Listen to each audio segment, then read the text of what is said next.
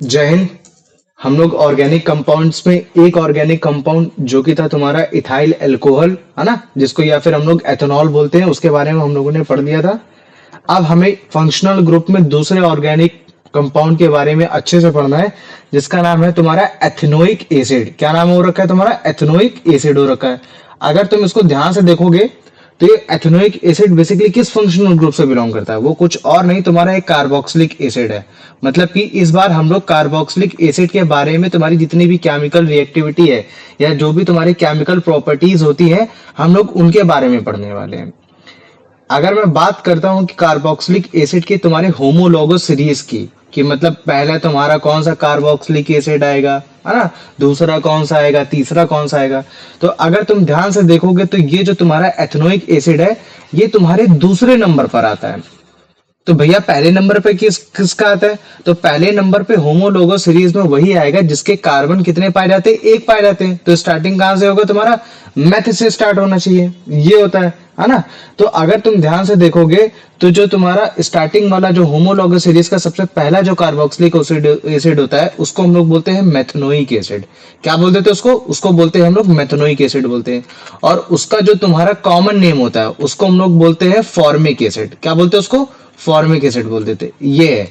और जो तब भी तुम्हारे होमोलोगस सीरीज में तुम्हारा कार्बन कभी दो पाए जाएंगे, तो हम लोग कहां से स्टार्ट करते हैं? एथेनोइक से स्टार्ट करते हैं, इथेन से स्टार्ट करते हैं, है ना। जनरली किससे स्टार्ट करते हैं? इथेन से स्टार्ट करते हैं। लेकिन हमें मालूम है कि जब भी हम देखते हैं कि यार ये तो तुम्हारा CH3C OH लिख रखा है, और ये CH3C OH एक तो फंक्शनल ग्रुप है कार्बोक्सिलिक एसिड का, तो या तो भैया सफिक्स लगेगा तो प्रेफिक्स लगेगा। तो हमें मालूम है कि फंक्शनल ग्रुप जब कभी भी तुम्हारा कार्बोक्सिलिक एसिड होता है तो हम लगाते हैं सफिक्स लगाते हैं, और उसमें हम लोग लगाते हैं ओइक लगा देते हैं। तभी तुम्हारा जो एथन के साथ तुम्हारा ई हटाकर फिर हम लोग क्या लगाते हैं? ओइक लगा देते हैं। यही होता है तुम्हारा एथेनोइक एसिड हो जाता है, ठीक है। और जब भी कभी भी इसका कॉमन नेम पूछा जाता है तो वो बोला जाता है तुम्हारा एसिटिक एसिड। क्या बोला जाता है? Acetic acid. और ये कहीं ना कहीं ये वाला अभी तक जितना भी मैंने कंसेप्ट पढ़ा रखा है ये तुम्हें मालूम ही हो रखा है, ठीक है। चलो समझ में आ गया कि भैया हाँ ये हो रखा है। तो अगर मान लो कि मैं बोलता हूं कि एथेनोइक एसिड अगर 100% है, कितना है तुम्हारा? एकदम प्रॉपरली 100% है, और उसमें अगर मान लो कि मैं मतलब क्या कहते हैं कि उसको फ्रीज कर दूं, क्या कर दूं? उसको हल्का सा फ्रीज कर दूं, तो तुमको देखने को पता चलेगा कि यार ये तो एकदम ग्लेशियर जैसा लग रहा है। कैसा लग रहा है? एकदम ग्लेशियर जैसा, जैसे बर्फ जैसा लग रहा है।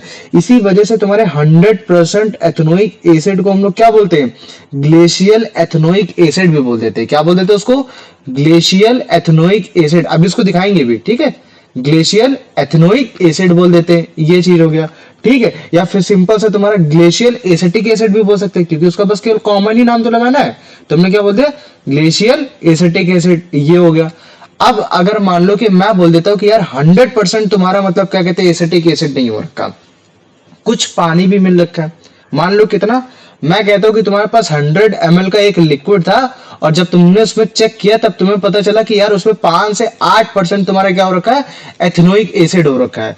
तो वो जो तुम्हारा 100 ml कहलाया जाएगा वो कहलाया जाएगा तुम्हारा विनेगर कहलाया जाएगा। क्या कहलाया जाएगा? विनेगर। तो vinegar is a liquid in which the maximum amount of water has present and the 5 to 8% of ethanoic acid has been present, है ना। जिसमें हम लोग विनेगर का इस्तेमाल तुम्हारा एज अ प्रिजर्वेटिव तुम्हारा पिकल इंडस्ट्रीज में यूज कर लेते हैं, अचार के देख रेख में करने के लिए यूज कर लेते हैं, इन सब चीजों में यूज कर लेते हैं। तो याद रख लेना, हम लोग बोलते हैं ना एसिटिक एसिड, अरे विनेगर तो एसिटिक एसिड होता है। हाँ होता है, लेकिन प्योर एसिटिक एसिड नहीं होता, केवल तुम्हारा उसमें 5 से 8% तुम्हारा ही केवल एथेनोइक एसिड पाया जाता है। और अगर इस एथेनोइक एसिड का अगर मैं तुम्हारा ये जो तुम्हारा ये है ना, ये जो तुम्हारा फॉर्मूला लिख रखा है CH3COOH, और अगर मैं इसका स्ट्रक्चर बनाऊंगा तो क्या होगा भैया? कार्बन कार्बन के बॉन्ड, कार्बन कार्बन कितने? 2 रखे, इनके बीच में हमेशा सिंगल बॉन्ड आएगा। कार्बन की वैलेंसी पूरी करते हैं, तो इस कार्बन पहले वाले कार्बन की 4 वैलेंसी में हाइड्रोजन के साथ पूरी कर सकता हूँ, क्योंकि अभी हाइड्रोजन 4 हो रखे हैं, तो मैं 3 हाइड्रोजन से पूरा कर दिया। फिर मैं देख रहा हूं कि ये तुम्हारा एक हाइड्रोक्सिल ग्रुप से होकर जाएगा और एक डबल बॉन्ड बनाएगा तुम्हारा किसके साथ? O के साथ बनाएगा ये। तो ये जो तुम्हारा इसके साथ ये जो हाइड्रोक्सिल ग्रुप ऐड हो गया ना, कहीं न कहीं यही हाइड्रोक्सिल ग्रुप इसको क्या एक प्रॉपर्टी दे देता है कि तुम वाटर के साथ मिसिबल हो सकते हो। मिसिबल मतलब कि तुम वाटर के साथ बड़े ही आसानी से मिल सकते हो, कितने भी प्रोपोर्शन में। तभी तो हमने 100 ml में तुम्हारा 5 से 8% तुम्हारा विनेगर मिला दिया। हो सकता है मैं 15-20% मिला दूं, हो सकता है मैं 50% मिला दूं, मैं 100% भी कर सकता हूँ, 1% भी कर सकता हूँ। तो उसके पीछे जो मेन कारण था वो ये था तुम्हारा OH ग्रुप लगना, मतलब कि एक तरीके से हाइड्रोक्सिल ग्रुप लगना, जिसको तुम सोच रहे होगे एक तरीके का तुम्हारा मतलब क्या हो रखा है कि अल्कोहल हो रखा है। नहीं, ये अल्कोहल नहीं है, बस तुम इसको समझो कि इस OH की वजह से, तुम्हारे ये हाइड्रोक्सिल ग्रुप की वजह से ही तुम्हारा मतलब क्या लग रहा है कि तुम्हारा जो वाटर में कंप्लीटली तुम्हारा वो क्या हो जा रहा है, मिस हो जा रहा है, मतलब कि तुम्हारा मिल जा रहा है ये। तो कभी भी एथेनोइक एसिड की अगर फिजिकल प्रॉपर्टी की बात की जाएगी तो तुम उसको बताओगे कि भैया वो कैसा होता है, एकदम कलरलेस होता है, देखने में एकदम कलरलेस, टेस्ट करोगे तो एकदम सोर टेस्ट है ना, सोर टेस्ट, खट्टा खट्टा हो रखा है। ये तुम्हारा एथेनॉल जैसा नहीं है कि जिसको तुम पियोगे तो बर्न करेगा, कैसा रहेगा, एकदम खट्टा खट्टा रहेगा। स्मेल भी कैसा करेगा, एकदम विनेगर जैसा ही करेगा, मतलब कि वही सिरके के अचार जैसा करेगा। लेकिन इसका बॉइलिंग पॉइंट क्या होता है, वाटर के कंपैरिजन में ज्यादा होता है, वो भी कितना, 118 डिग्री सेल्सियस। और अगर तुम्हें याद हो अल्कोहल का कितना होता था, वो होता था 78 डिग्री सेल्सियस, है ना। तो अल्कोहल का बॉइलिंग पॉइंट तुम्हारे वाटर से कम होता है, लेकिन एसिटिक का मेल्टिंग पॉइंट क्या होता है तुम्हारा, मतलब क्या कहते हैं कि तुम्हारा वाटर के बॉइलिंग पॉइंट से ज्यादा होता है ये। तो इस चीज को हमेशा समझ लेना, ठीक है। और ये क्वेश्चन हमेशा पूछा जाता है कि तुम्हारा कौन सा ऐसा ऑर्गेनिक कंपाउंड है कि अगर मैं उसको फ्रीज कर दूंगा तो वो तुम्हारा ग्लेशियल जैसा लगेगा या ग्लेशियर जैसा लगेगा, क्योंकि यही तुम्हारा ग्लेशियर जैसा एथेनोइक एसिड तुम्हारा एसिडिफिकेशन बनाने में इस्तेमाल भी होता है, जो मैंने कल परसों की क्लास में मैंने तुमको बताया भी था। तो पहले मुझे बताओ, फिजिकल प्रॉपर्टीज में किसी को कोई डाउट है अभी तक एथेनोइक एसिड में, मैंने जो कुछ भी पढ़ाया। भैया विनेगर कितने प्रोपोर्शन में बनता है? किसका? विनेगर तुम्हारा विनेगर। 5 to 8%। ठीक है। ठीक है, ये हो गया, ठीक है। चलो आ जाओ, अब हम क्या करते हैं, इसकी केमिकल प्रॉपर्टीज की बात करते हैं, है ना, कि भैया केमिकल प्रॉपर्टीज की क्या क्या है। तो आओ सबसे पहले इसके लिटमस पेपर ही चेक कर लेते हैं, क्योंकि अल्कोहल में भी तो ये चेक किया था। क्योंकि अगर अल्कोहल की बात की जाती है तुम्हारा C2H5OH की, तो हम ये देखते हैं ये तो हाइड्रोकार्बन है, और ये जितने भी तुम्हारे हाइड्रोकार्बन होते हैं ये सब के सब क्या होते हैं तुम्हारे, बेसिकली मतलब क्या कहते हैं कि इलेक्ट्रॉन को शेयर करके बनते हैं, तो कोई आयन तो फॉर्म होता नहीं। और इवन ये जो हाइड्रोक्सिल ग्रुप भी ऐड हो रखा है इस तरह से एक सिंगल बॉन्ड से, वो भी तुम्हारा शेयर कर रहा है, तो उसमें भी तुम्हारा कोई भी आयन नहीं क्रिएट हो रहा है। तो ये क्या होता था कि तुम्हारा बैलेंस कर देता था, मतलब कि ना तो तुम्हारा एसिडिक होगा ना तो होगा, क्योंकि आयन का फॉर्मेशन ही नहीं हुआ, ना तो तुम्हारे H पॉजिटिव आयंस निकल ले ना तो हाइड्रोक्साइड आयन निकल ले। लेकिन अगर केमिकल प्रॉपर्टीज में इसी एथेनोइक एसिड को लिटमस में डालोगे तो तुमको पता चलेगा कि यार जब मैंने इसको ब्लू लिटमस पेपर में डाला तो ये तुम्हारा रेड हो गया, और जब मैंने इसको रेड लिटमस पेपर में डाला तो ये तुम्हारा क्या होगा, रेड का रेड ही रहा। इसका मतलब क्या है कि जो तुम्हारा कार्बोक्सिलिक होता है, या काफी बार तुम्हारा केवल कार्बोक्सिलिक लिखकर आ जाएगा, एसिड नहीं लिखा रहेगा, क्योंकि अगर एसिड लिखा रहेगा तो तुम तुरंत पता लगा लोगे कि हाँ ये एसिडिक नेचर का होता है। तो ये क्या होगा कि हाँ यार जितने भी कार्बोक्सिलिक एसिड होते हैं, फिर वो चाहे तुम्हारा मेथनोइक हो, एथेनोइक हो, तुम्हारा प्रोपोनिक हो, ब्यूटोनिक हो या पेंटोइक हो, ये सब के सब कैसे होते हैं, तुम्हारे एसिडिक इन नेचर होते हैं। ये सारी चीजें हो गई। लेकिन क्या भैया वो उतने ही एसिडिक होते हैं जितने बाकी सारे तुम्हारे वो होते हैं, मिनरल एसिड होते हैं। तो इसका मतलब हम किसका कंपैरिजन करने वाले हैं, अब तुम्हारा कार्बोक्सिलिक एसिड का और तुम्हारा मिनरल एसिड का। मिनरल एसिड वो होते हैं जिनमें तुम्हारे मतलब क्या कहते हैं, जो हाइड्रोक्साइड आयन होते हैं, है ना, जो तुम्हारे H पॉजिटिव आयंस होते हैं, है ना, ये चीज जो हाइड्रोजन आयन होते हैं वो बहुत मतलब कि एकदम फुली आयोनाइज्ड हो जाते हैं, एकदम से निकल जाते हैं। एग्जांपल के तौर पे तुम्हारा HCl, H2SO4, तुम्हारा उसके बाद क्या हो जाएगा HNO3। कहीं ना कहीं तुमको मैंने mineral acid, acid base and salt में भी पढ़ा रखा है, ये हो गया जिसको हम लोग बोलते हैं नाइट्रिक एसिड। तो कार्बोक्सिलिक एसिड, मिनरल एसिड को अगर तुम लिटमस पेपर में चेक करोगे तो ये तुम्हारा एसिड ही बताने वाला है, क्योंकि हर के हर केस में क्या होने वाला है, तुम्हारा ब्लू लिटमस पेपर तुम्हारा रेड में ही कन्वर्ट होने वाला है। लेकिन अगर इनकी स्ट्रेंथ की बात की जाएगी कि सबसे टॉप लेवल में कौन सा एसिडिक हो रखा है, तो तुम्हें उसके लिए चाहिए एक स्केल, और वो स्केल कौन प्रोवाइड करता है, तुम्हारी पीएच स्केल प्रोवाइड करती है। कौन प्रोवाइड करेगा, पीएच स्केल। और अगर पीएच स्केल को तुम अंडरस्टूड हो पा रहे होगे तो तुमको मालूम है कि ये इसमें एक सीरीज होती है 1 2 3 4 5 6 7, फिर इस तरीके से आओगे तो ये तुम्हारे ये 14 तक जाती है। 7 वाला होता है तुम्हारा न्यूट्रल। क्या होता है तुम्हारा, न्यूट्रल होता है। इसके इधर साइड आओगे तो ये क्या हो जाते हैं, तुम्हारे वीक एसिड कहलाते हैं। इसके ऊपर जाओगे तो ये तुम्हारे क्या कहलाएंगे, तुम्हारे एक तरीके से जो एसिड तो है लेकिन कैसे एसिड होंगे, तुम्हारे स्ट्रॉन्ग एसिड होंगे। इधर आओगे तो ये तुम्हारे वीक बेस कहलाए जाएंगे। और इधर जैसे ही तुम मतलब क्या कहते हैं कि 14 13 12 इन सब में आओगे तो ये तुम्हारे स्ट्रॉन्ग एसिड कहलाते हैं। तो अगर तुम कार्बोक्सिलिक एसिड को इस पीएच स्केल के अकॉर्डिंग रखोगे तो तुम्हारे वीक एसिड में आते हैं, क्योंकि इनकी जो वैल्यू होती है वो ज्यादातर तुम्हारे 4 और 5 के अराउंड आती है, लेकिन मिनरल एसिड की क्या होती है वो हमेशा 1 से लेकर 2 के बीच में ही आती है। इसी वजह से इनमें बीच में जो स्ट्रॉन्गेस्ट एसिड माना जाता है वो तुम्हारा मिनरल एसिड को माना जाता है। और अगर अगर कभी भी तुमसे पूछे कि इसके पीछे का मेन कारण क्या है, तो तुम बताओगे कि उसमें जो हाइड्रोजन आयन है वो तुम्हारे फुली आयोनाइज्ड हो जाते हैं, मतलब कि वो तुरंत ब्रेक हो जाते हैं। क्योंकि अगर मान लो कि अगर इसमें तुम बोलते हो कि भैया क्या ये CH3COOH में भी तुम्हारे आयंस होते हैं, तो हाँ बिल्कुल होते हैं। अगर मैं इसको दिखाऊं तो CH3COOH मतलब क्या कहते हैं, ये तुम्हारा जो होता है ना, ये बेसिकली तुम्हारा कुछ हो नहीं, ये तुम्हारा इधर साइड एक नेगेटिव का साइन होता है, ये एक तुम्हारा पॉजिटिव का साइन होता है, ये है।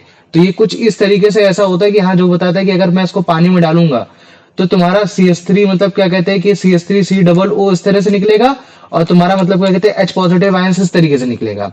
तो मैं देख रहा हूं कि अभी भी तुम्हारे हाइड्रोजन के जो 3 मॉलिक्यूल वो रह गए, वो जब 3 मॉलिक्यूल रह गए तो कहीं ना कहीं फिर जो तुम्हारी एसिडिटी ला रहा है वो केवल इतना ही हाइड्रोजन लेकर आ रहा है। लेकिन अगर मान लो कि मैं HCl की बात कर देता हूं, जिसका क्या होता है H पॉजिटिव Cl नेगेटिव, इसको अगर मैं पानी में डालूंगा तो कंप्लीटली पूरा उसमें ब्रेक हो जाएगा। मतलब जितना तुम्हारा लेफ्ट हैंड साइड में तुम्हारे हाइड्रोजन थे उतना ही तुम्हारे राइट हैंड साइड में तुम्हारे फुली आयोनाइज्ड हो गए।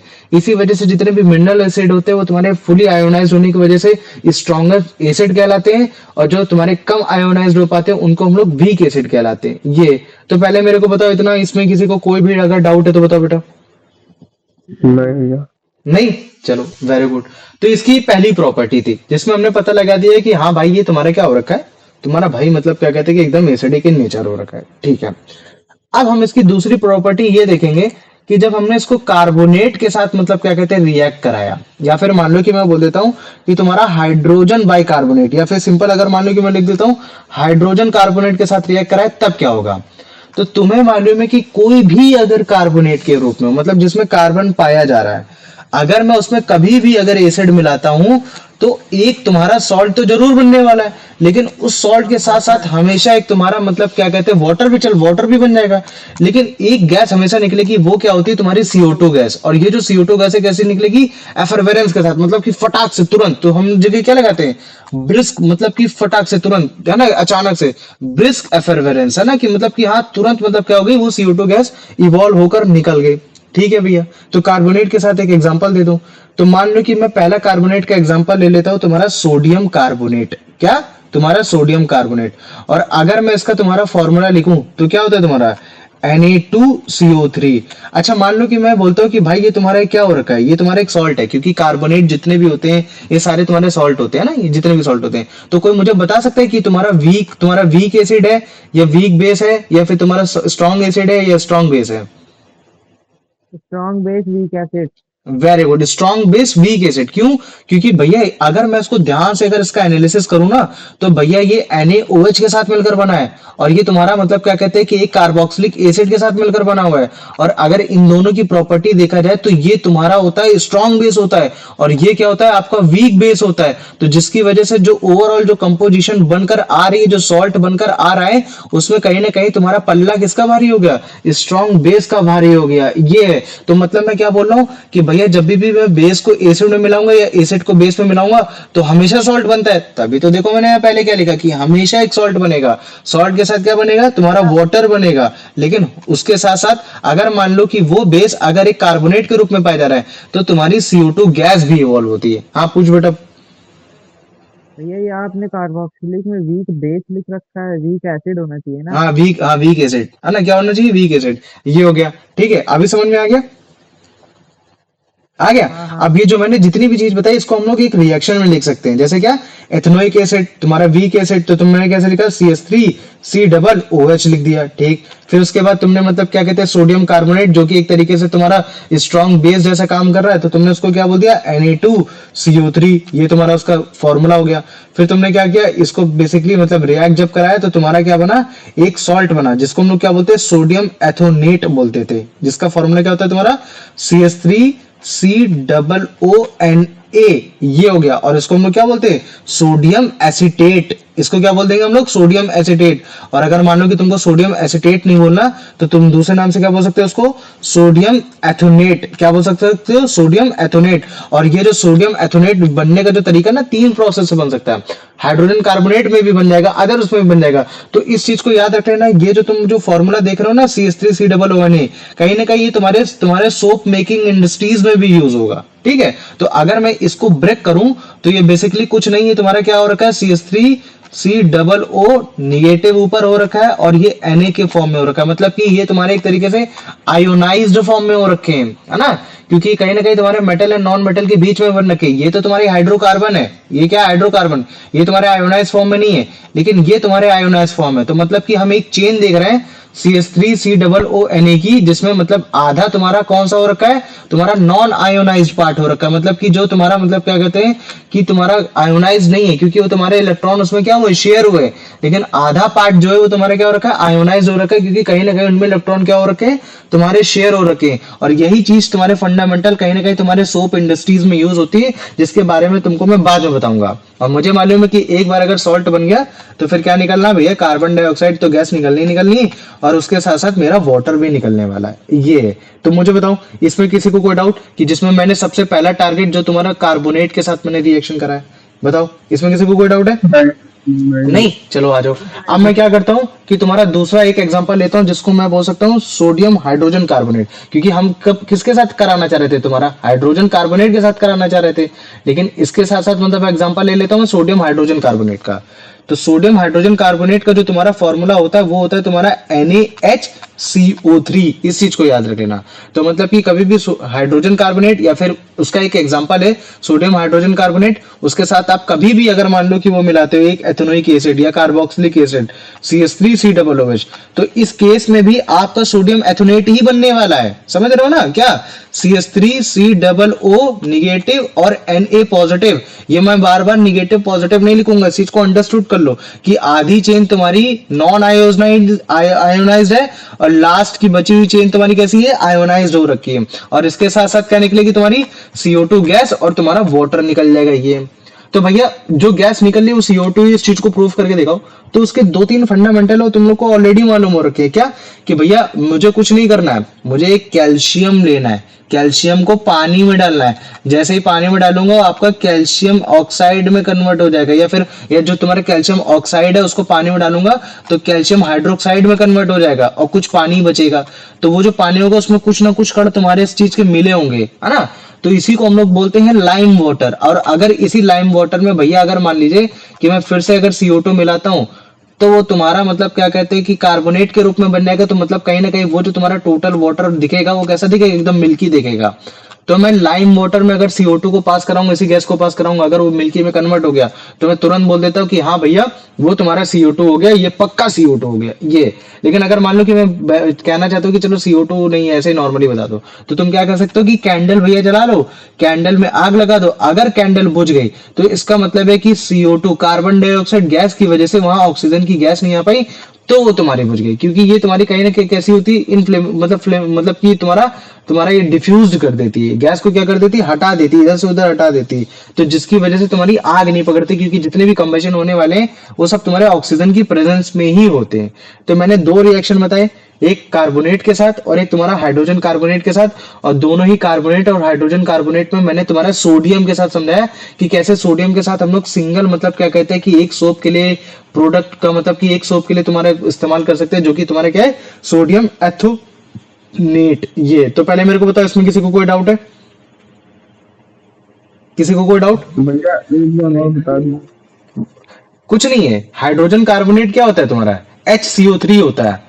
लेकिन अगर मान लो कि मेरे को ये वो बनाना है, तुम्हारा सोडियम एथोनेट बनाना है, तो कहीं ना कहीं सोडियम की भी जरूरत है। तो मुझे मालूम है कि भाई मतलब क्या कहते हैं कि ये सोडियम तुम्हारा हाइड्रोजन कार्बोनेट के साथ पाया जा सकता है। तो मैं क्या लगा देता हूँ कि इस बार हाइड्रोजन कार्बोनेट सिंपल के बदले में क्या लगा सकता हूँ? तुम्हारा क्या यूज कर लेता हूँ? Sodium hydrogen carbonate. तो उसमें कभी भी अगर मान लो कि मैं एथेनोइक एसिड को वो तुम्हारा एथेनोइक एसिड को मिलाता हूँ, है ना, तो तुम्हारा सोडियम एथोनेट बनेगा, CO2 गैस निकलेगा, तुम्हारा वाटर निकलेगा। ये तो इसमें बताओ, इसमें किसी को कोई डाउट है? एनीवन? नहीं नहीं? चलो वेरी गुड। अब देखो, अगर ध्यान से देखो तो एथेनोइक एसिड क्या हो रखा है, एसिड हो रखा है। तो भैया इस बार हम लोग मतलब कोई भी ऐसा सॉल्ट नहीं लेंगे जो बेस जैसा बिहेव करे, हम प्रॉपर तुम्हारा वही लेंगे, बेस ही लेंगे। तो मैंने बोला कि भाई कभी भी तुम एसिड को बेस में मिला दो, हमेशा ही सॉल्ट बनने वाला है। तो तुमने बोला कि ठीक है भैया कोई बात नहीं, लेकिन जैसे आपने हर बार के केस में आपने सोडियम कार्बोनेट को ले लिया है ना, Na2CO3, उसमें आपने देखा कि कैसे मतलब वो बेस जैसा बिहेव कर रहा है, वैसा नहीं चाहिए मेरे को, प्रॉपरली बेस चाहिए। तो मैंने बोला ठीक है भाई NaOH के साथ मिला ले। तो एसिड क्या हो गया तुम्हारा CH3COOH, बेस क्या हो गया तुम्हारा NaOH हो गया।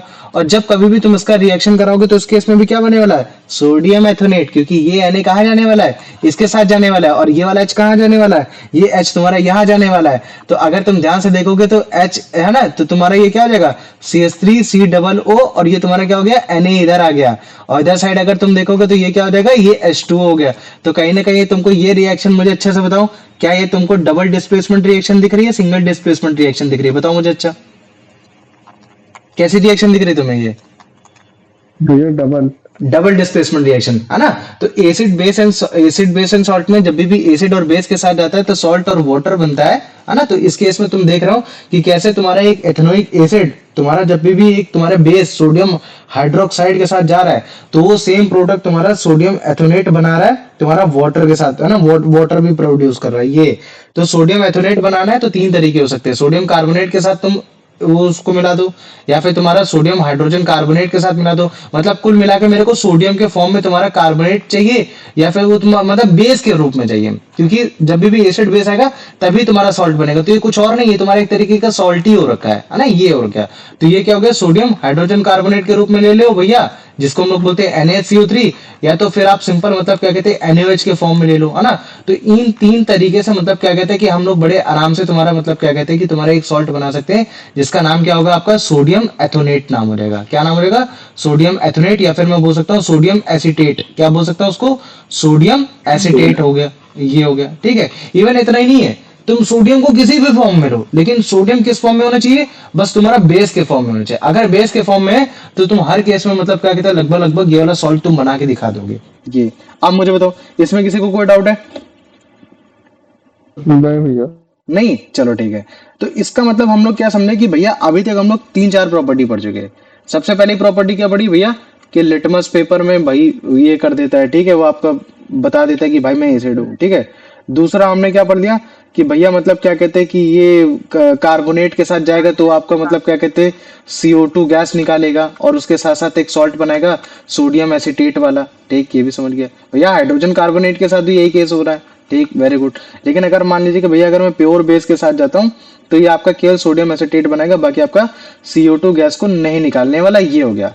तो अब आ जाओ एक जो हम लोग ऑलरेडी पढ़ चुके हैं, वो क्या है, फॉर्मेशन ऑफ ईस्टर। मतलब कि अगर मान लो कि भैया इस बार मैं क्या करता हूँ, तुम्हारा ये एथेनोइक एसिड CH3COOH को मान लो कि अगर भैया मैं अल्कोहल के साथ मिलाता हूँ, जो कि हम लोग ऑलरेडी पढ़ चुके हैं, एक बार फिर से रिवाइज कर दे रहा, CH3COOH क्या हो गया तुम्हारा, एक एथेनोइक एसिड है ना। अगर इस एथेनोइक एसिड को मैं एक अल्कोहल के साथ मिलाता हूं, जिसका फॉर्मूला क्या होता है तुम्हारा C2H5OH हो जाता है, तो ये तुम्हारा अल्कोहल है।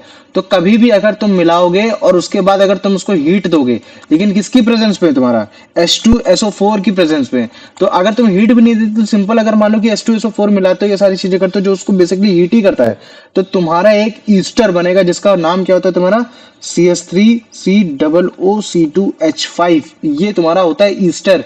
और ये जो ईस्टर होता है ये बेसिकली एकदम स्वीट सा स्मेल करता है। कैसे स्मेल करेगा, स्वीट स्मेल, और वो भी कैसी स्मेल, स्वीट में तुम्हारी फ्रूट जैसी लगेगी, एकदम फ्रूट जैसी लगेगी। और उसके साथ साथ तुम्हारा मतलब क्या कहते हैं, कुछ वाटर के ड्रॉपलेट्स भी वाटर जैसे तुम्हें भी दिख जाएगा। तो इसी पूरे प्रोसेस को हम लोग बोलते हैं ईस्टरीफिकेशन बोल देते हैं। क्या बोल देते हैं इसको, ईस्टरीफिकेशन, जो कि तुम्हारे वेरियस इंडस्ट्रीज में यूज हो जाती है। परफ्यूम इंडस्ट्रीज हो गई, सोप इंडस्ट्रीज हो गई, तुम्हारे हर तरीके की इंडस्ट्रीज में यूज हो जाती है सारी चीजें, है ना।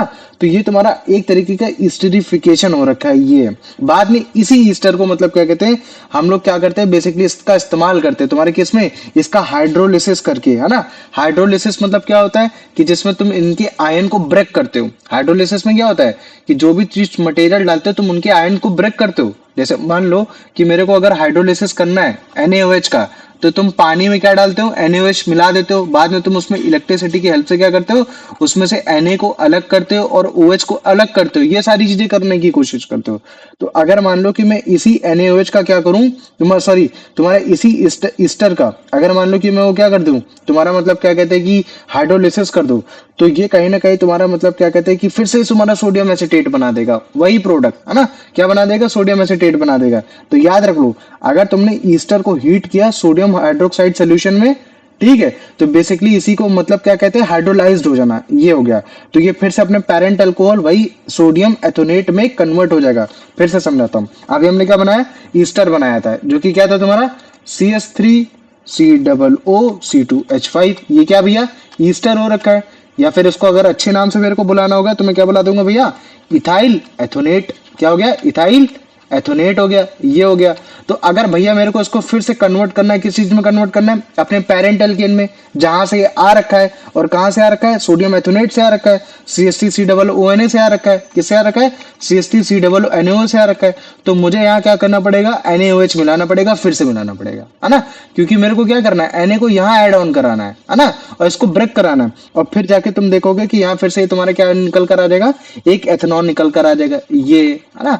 तो ये तुम्हारा मतलब क्या कहते हैं, इसको बोला जाता है हाइड्रोलिसिस ऑफ ईस्टर, है ना। और यही जो तुम्हारा मतलब क्या कहते हैं कि जो तुम्हारा ईस्टर का ये जो एल्कलाइन हाइड्रोलिसिस हो रहा है, जिसमें आप एल्कलाइन मतलब कि इस बेस के साथ इसको वो कर रहे हो, तो ये जो प्रोसेस होता है इसी को हम लोग बोलते हैं सेपोनिफिकेशन बोल देते हैं। क्या बोल देते हैं इसको, सेपोनिफिकेशन बोल देते हैं। अभी मैं तुमको सोप के बारे में नहीं पढ़ा रहा, अभी सोप के बारे में बाद में पढ़ाऊंगा, लेकिन मैं तुमको एक प्रोसेस बता रहा हूँ कि जिसमें तुम ईस्टर और NaOH की प्रेजेंस में तुम एक हाइड्रोलिसिस करते हो, जिसमें जो तुम्हारा प्रोडक्ट बनता है वो फिर से तुम्हारे एक पेरेंट एल्केन में कन्वर्ट हो जाता है, जो कि क्या है तुम्हारा यहाँ तुम्हारा सोडियम एसिटेट, या फिर जिसको तुम क्या बोलते हो, सोडियम एथोनेट बोल देते हो, ये हो गया। और उसके साथ साथ तुम्हारा एक एल्कोहल है ना, जिसको तुम बोलते हो इथाइल एल्कोहल, इसमें कन्वर्ट हो जा रहा है। तो ये जो तुमने हाइड्रोलिसिस किया है ईस्टर का with the help of base, इसी को हम लोग बोलते हैं सेपोनिफिकेशन, जिसमें तुमने एक एल्कली का इस्तेमाल किया है, सोडियम हाइड्रोक्साइड। ये तो पहले मेरे को बताओ इसमें समझ में आ गया कि नहीं आ गया, क्योंकि ये जो तुम्हारा मतलब ये जो रिएक्शन है ना, ये तुम्हारे काम में आने वाली है बाद में, है ना। बताओ इसमें किसी को कोई डाउट है। हाँ भैया भैया, ये रिएक्शन आप कौन सी बोल रहे हैं, ये ईस्टर की फॉर्मेशन की कि ये NaOH वाला ईस्टर के साथ? क्या कह रहा हूँ, तो अभी नहीं हुआ इसमें। आप भैया रिएक्शन कौन सी बोलना मेन है, जो ईस्टर की फॉर्म में होती है इथेनॉल और इथेनॉइक एसिड के साथ, या ये NaOH वाला ईस्टर के साथ? नहीं मैं बता रहा हूँ कि ये सेपोनिफिकेशन ये ऐसा प्रोसेस है जिसमें आप ईस्टर में NaOH मिलाकर उसका हाइड्रोलिसिस करते हो, जिसकी वजह से आपका सोडियम एथोनेट बनता है और आपका एल्कोहल बनता है। ये पूरे मतलब क्या कहते हैं, इसमें जो आपने ईस्टर का जो हाइड्रोलिसिस किया है ना, इसी को हम लोग बोल देते हैं सेपोनिफिकेशन, जिसमें आप सोप को बनाते हो, क्योंकि सोप को बनाने के लिए हमको इसका इस्तेमाल चाहिए, किसका इस्तेमाल चाहिए, इसका इस्तेमाल चाहिए, ये है। तो समझ रहे हो, ईस्टर हमको नेचर में फॉर्म में अच्छा मिल भैया, जाता है। सुनो मैं बताता हूँ, बाद में ये रिएक्शन क्यों बढ़ा रहा हूँ। जितने भी तुम्हारे ऑयल होते हैं, कैसे ऑयल, तुम्हारे तुम्हारे अनसैचुरेटेड ऑयल तुम्हारे कहीं से भी आ सकते हैं भैया, जैसे आपके वेजिटेबल ऑयल से आ गए, है ना। वेजिटेबल ऑयल में जैसे आप मान लो कि भैया किसके, कैस्टर ऑयल की बात कर देता हूँ, आपके मस्टर्ड ऑयल की बात कर देता हूँ, कोकोनट ऑयल की बात कर देता हूँ, ये सब हो गया। लेकिन अगर मान लो कि मैं सैचुरेटेड में आपके एनिमल फैट की बात कर देता हूँ, तो वहां भी मतलब क्या कहते हैं, एनिमल फैट हो गया। तो ये जितने भी तुम्हारे ये जो फैटी एसिड होते हैं ना, है ना, ये जितने भी फैटी एसिड होते हैं कहीं ना कहीं नेचर में उनको ऑलरेडी ही फॉर्म में तुम्हारा ईस्टर मिला होता है। तभी तुमने देखा होगा कि एक हल्की से काफी बार मतलब क्या कहते हैं स्वीट सी स्मेल आती है कोकोनट ऑयल में, या फिर मान लो कि तुम्हारे घी में स्मेल आती है, ये सब है। तो अगर मान लो कि मेरे को ऑयल मिल गया तो मुझे कुछ नहीं करना, मुझे उसका NaOH के साथ तुम्हारा क्या कराना है, एक हाइड्रोलिसिस कराना है। हाइड्रोलिसिस कराऊंगा तो जो प्रोडक्ट मेरा निकल कर आएगा वो कुछ और नहीं, वो तुम्हारा एक सोप ही होगा। तो ये कुछ और नहीं है, तुम्हारा सोप ही होता है, जिसको मैं बार बार तुमको बताना चाह रहा हूँ। तो ये तुम्हारा इस वजह से ईस्टर को जैसे हम लोग बनाते हैं ना, जैसे हम लोग ईस्टर निकाल एकदम स्ट्रॉन्ग ईस्टर निकाल रहे हैं, तुरंत उसको बना दे रहे हैं, तो नेचर में हमको ईस्टर तुम्हारा वेजिटेबल ऑयल के फॉर्म में भी मिल जाता है। तभी तुमने देखा होगा कि काफी सारे जो तुम्हारे मतलब क्या कहते हैं कि जो साबुन होते हैं उसमें बताया जाता है कि उसमें कितने % तुम्हारा ऑयल मिला है, जो कि ये बताना चाह रहे हैं कि उसमें कितने % ईस्टर मिल रखा है ना। ये तो आप पहले मेरे को बताओ, अब इतना समझ में आ गया कि नहीं आ गया, हाँ है ना। ये तो ये उसके पीछे का एक बेसिक साइंस है जो मैं तुमको बताना चाह रहा हूँ, कि जब भी हम लोग सेपोनिफिकेशन करते हैं तो हम लोग ऑयल का इस्तेमाल करते हैं। और ऑयल का इस्तेमाल क्यों करते हैं, क्योंकि उसमें कहीं ना कहीं नेचर के फॉर्म में तुम्हारा ईस्टर होता है। क्योंकि ईस्टर बेसिकली कुछ नहीं, एक तुम्हारा फैटी एसिड है ना, ग्लिसरॉल के साथ, है ना, जो कि तुम्हारा बेसिकली ऑयल हो सकता है, फैट हो सकता है, ये सारी चीजें, ये सब कहाँ से मिल रही है? तुम्हारे इन वेजिटेबल ऑयल से मिल रखी है, इन सब चीजों से मिल रखा है ये। तो पहले मेरे को बताओ इतना समझ में आ गया कि नहीं आ गया? हाँ भैया आ गया। इतना आ गया। तो कभी भी अगर कार्बोक्सिलिक एसिड का तुम्हें टेस्ट करना है कि यार वो तुम्हारे कार्बोक्सिलिक एसिड है कि नहीं है, तो सबसे बेस्ट तरीका क्या हो रखा है कि तुम वही मतलब क्या कहते हैं कि भैया जैसे आपका अगर मान लो कि मैं बोल देता हूँ कि एक ऑर्गेनिक कंपाउंड है ना, उसमें अगर मेरे को एथेनॉल चेक करने की एथेनॉल है कि नहीं, तो मैं क्या बोलता था कि भाई सबसे बेस्ट तरीका है उसमें सोडियम डाल दो, सोडियम डालोगे तो क्या निकलेगी गैस? हाइड्रोजन गैस निकलेगी। ठीक वैसे अगर मान लो कि मैं एक तुम्हारा ऑर्गेनिक कंपाउंड में बोल रहा हूँ कि यार तुम्हारा वो कार्बोक्सिलिक एसिड है कि नहीं है, उसका पता लगाना, तो तुमने क्या बोला कि भैया उसमें आप या तो कार्बोनेट, जैसे मान लो कि सोडियम कार्बोनेट, या फिर भैया आपका मतलब क्या कहते हैं हाइड्रोजन कार्बोनेट, या फिर जिसको हम बोल सकते हैं सोडियम हाइड्रोजन कार्बोनेट। फॉर्मूला आपका हो गया NaHCO3 और ऊपर वाले का हो गया आपका Na2CO3। तो कभी भी मिलाएंगे तो भैया हमें मालूम है कि उसमें CO2 गैस इवॉल्व होने वाली है, और वो CO2 गैस को हम लोग लाइम वाटर टेस्ट के साथ पास करा लेंगे या फिर कैंडल को बुझा के करा लेंगे, हमें पता चल जाएगा कि हाँ यार वो बेसिकली कुछ और नहीं, वो ऑर्गेनिक कंपाउंड एक तरीके का आपका कार्बोक्सिलिक एसिड है। ये हो गया।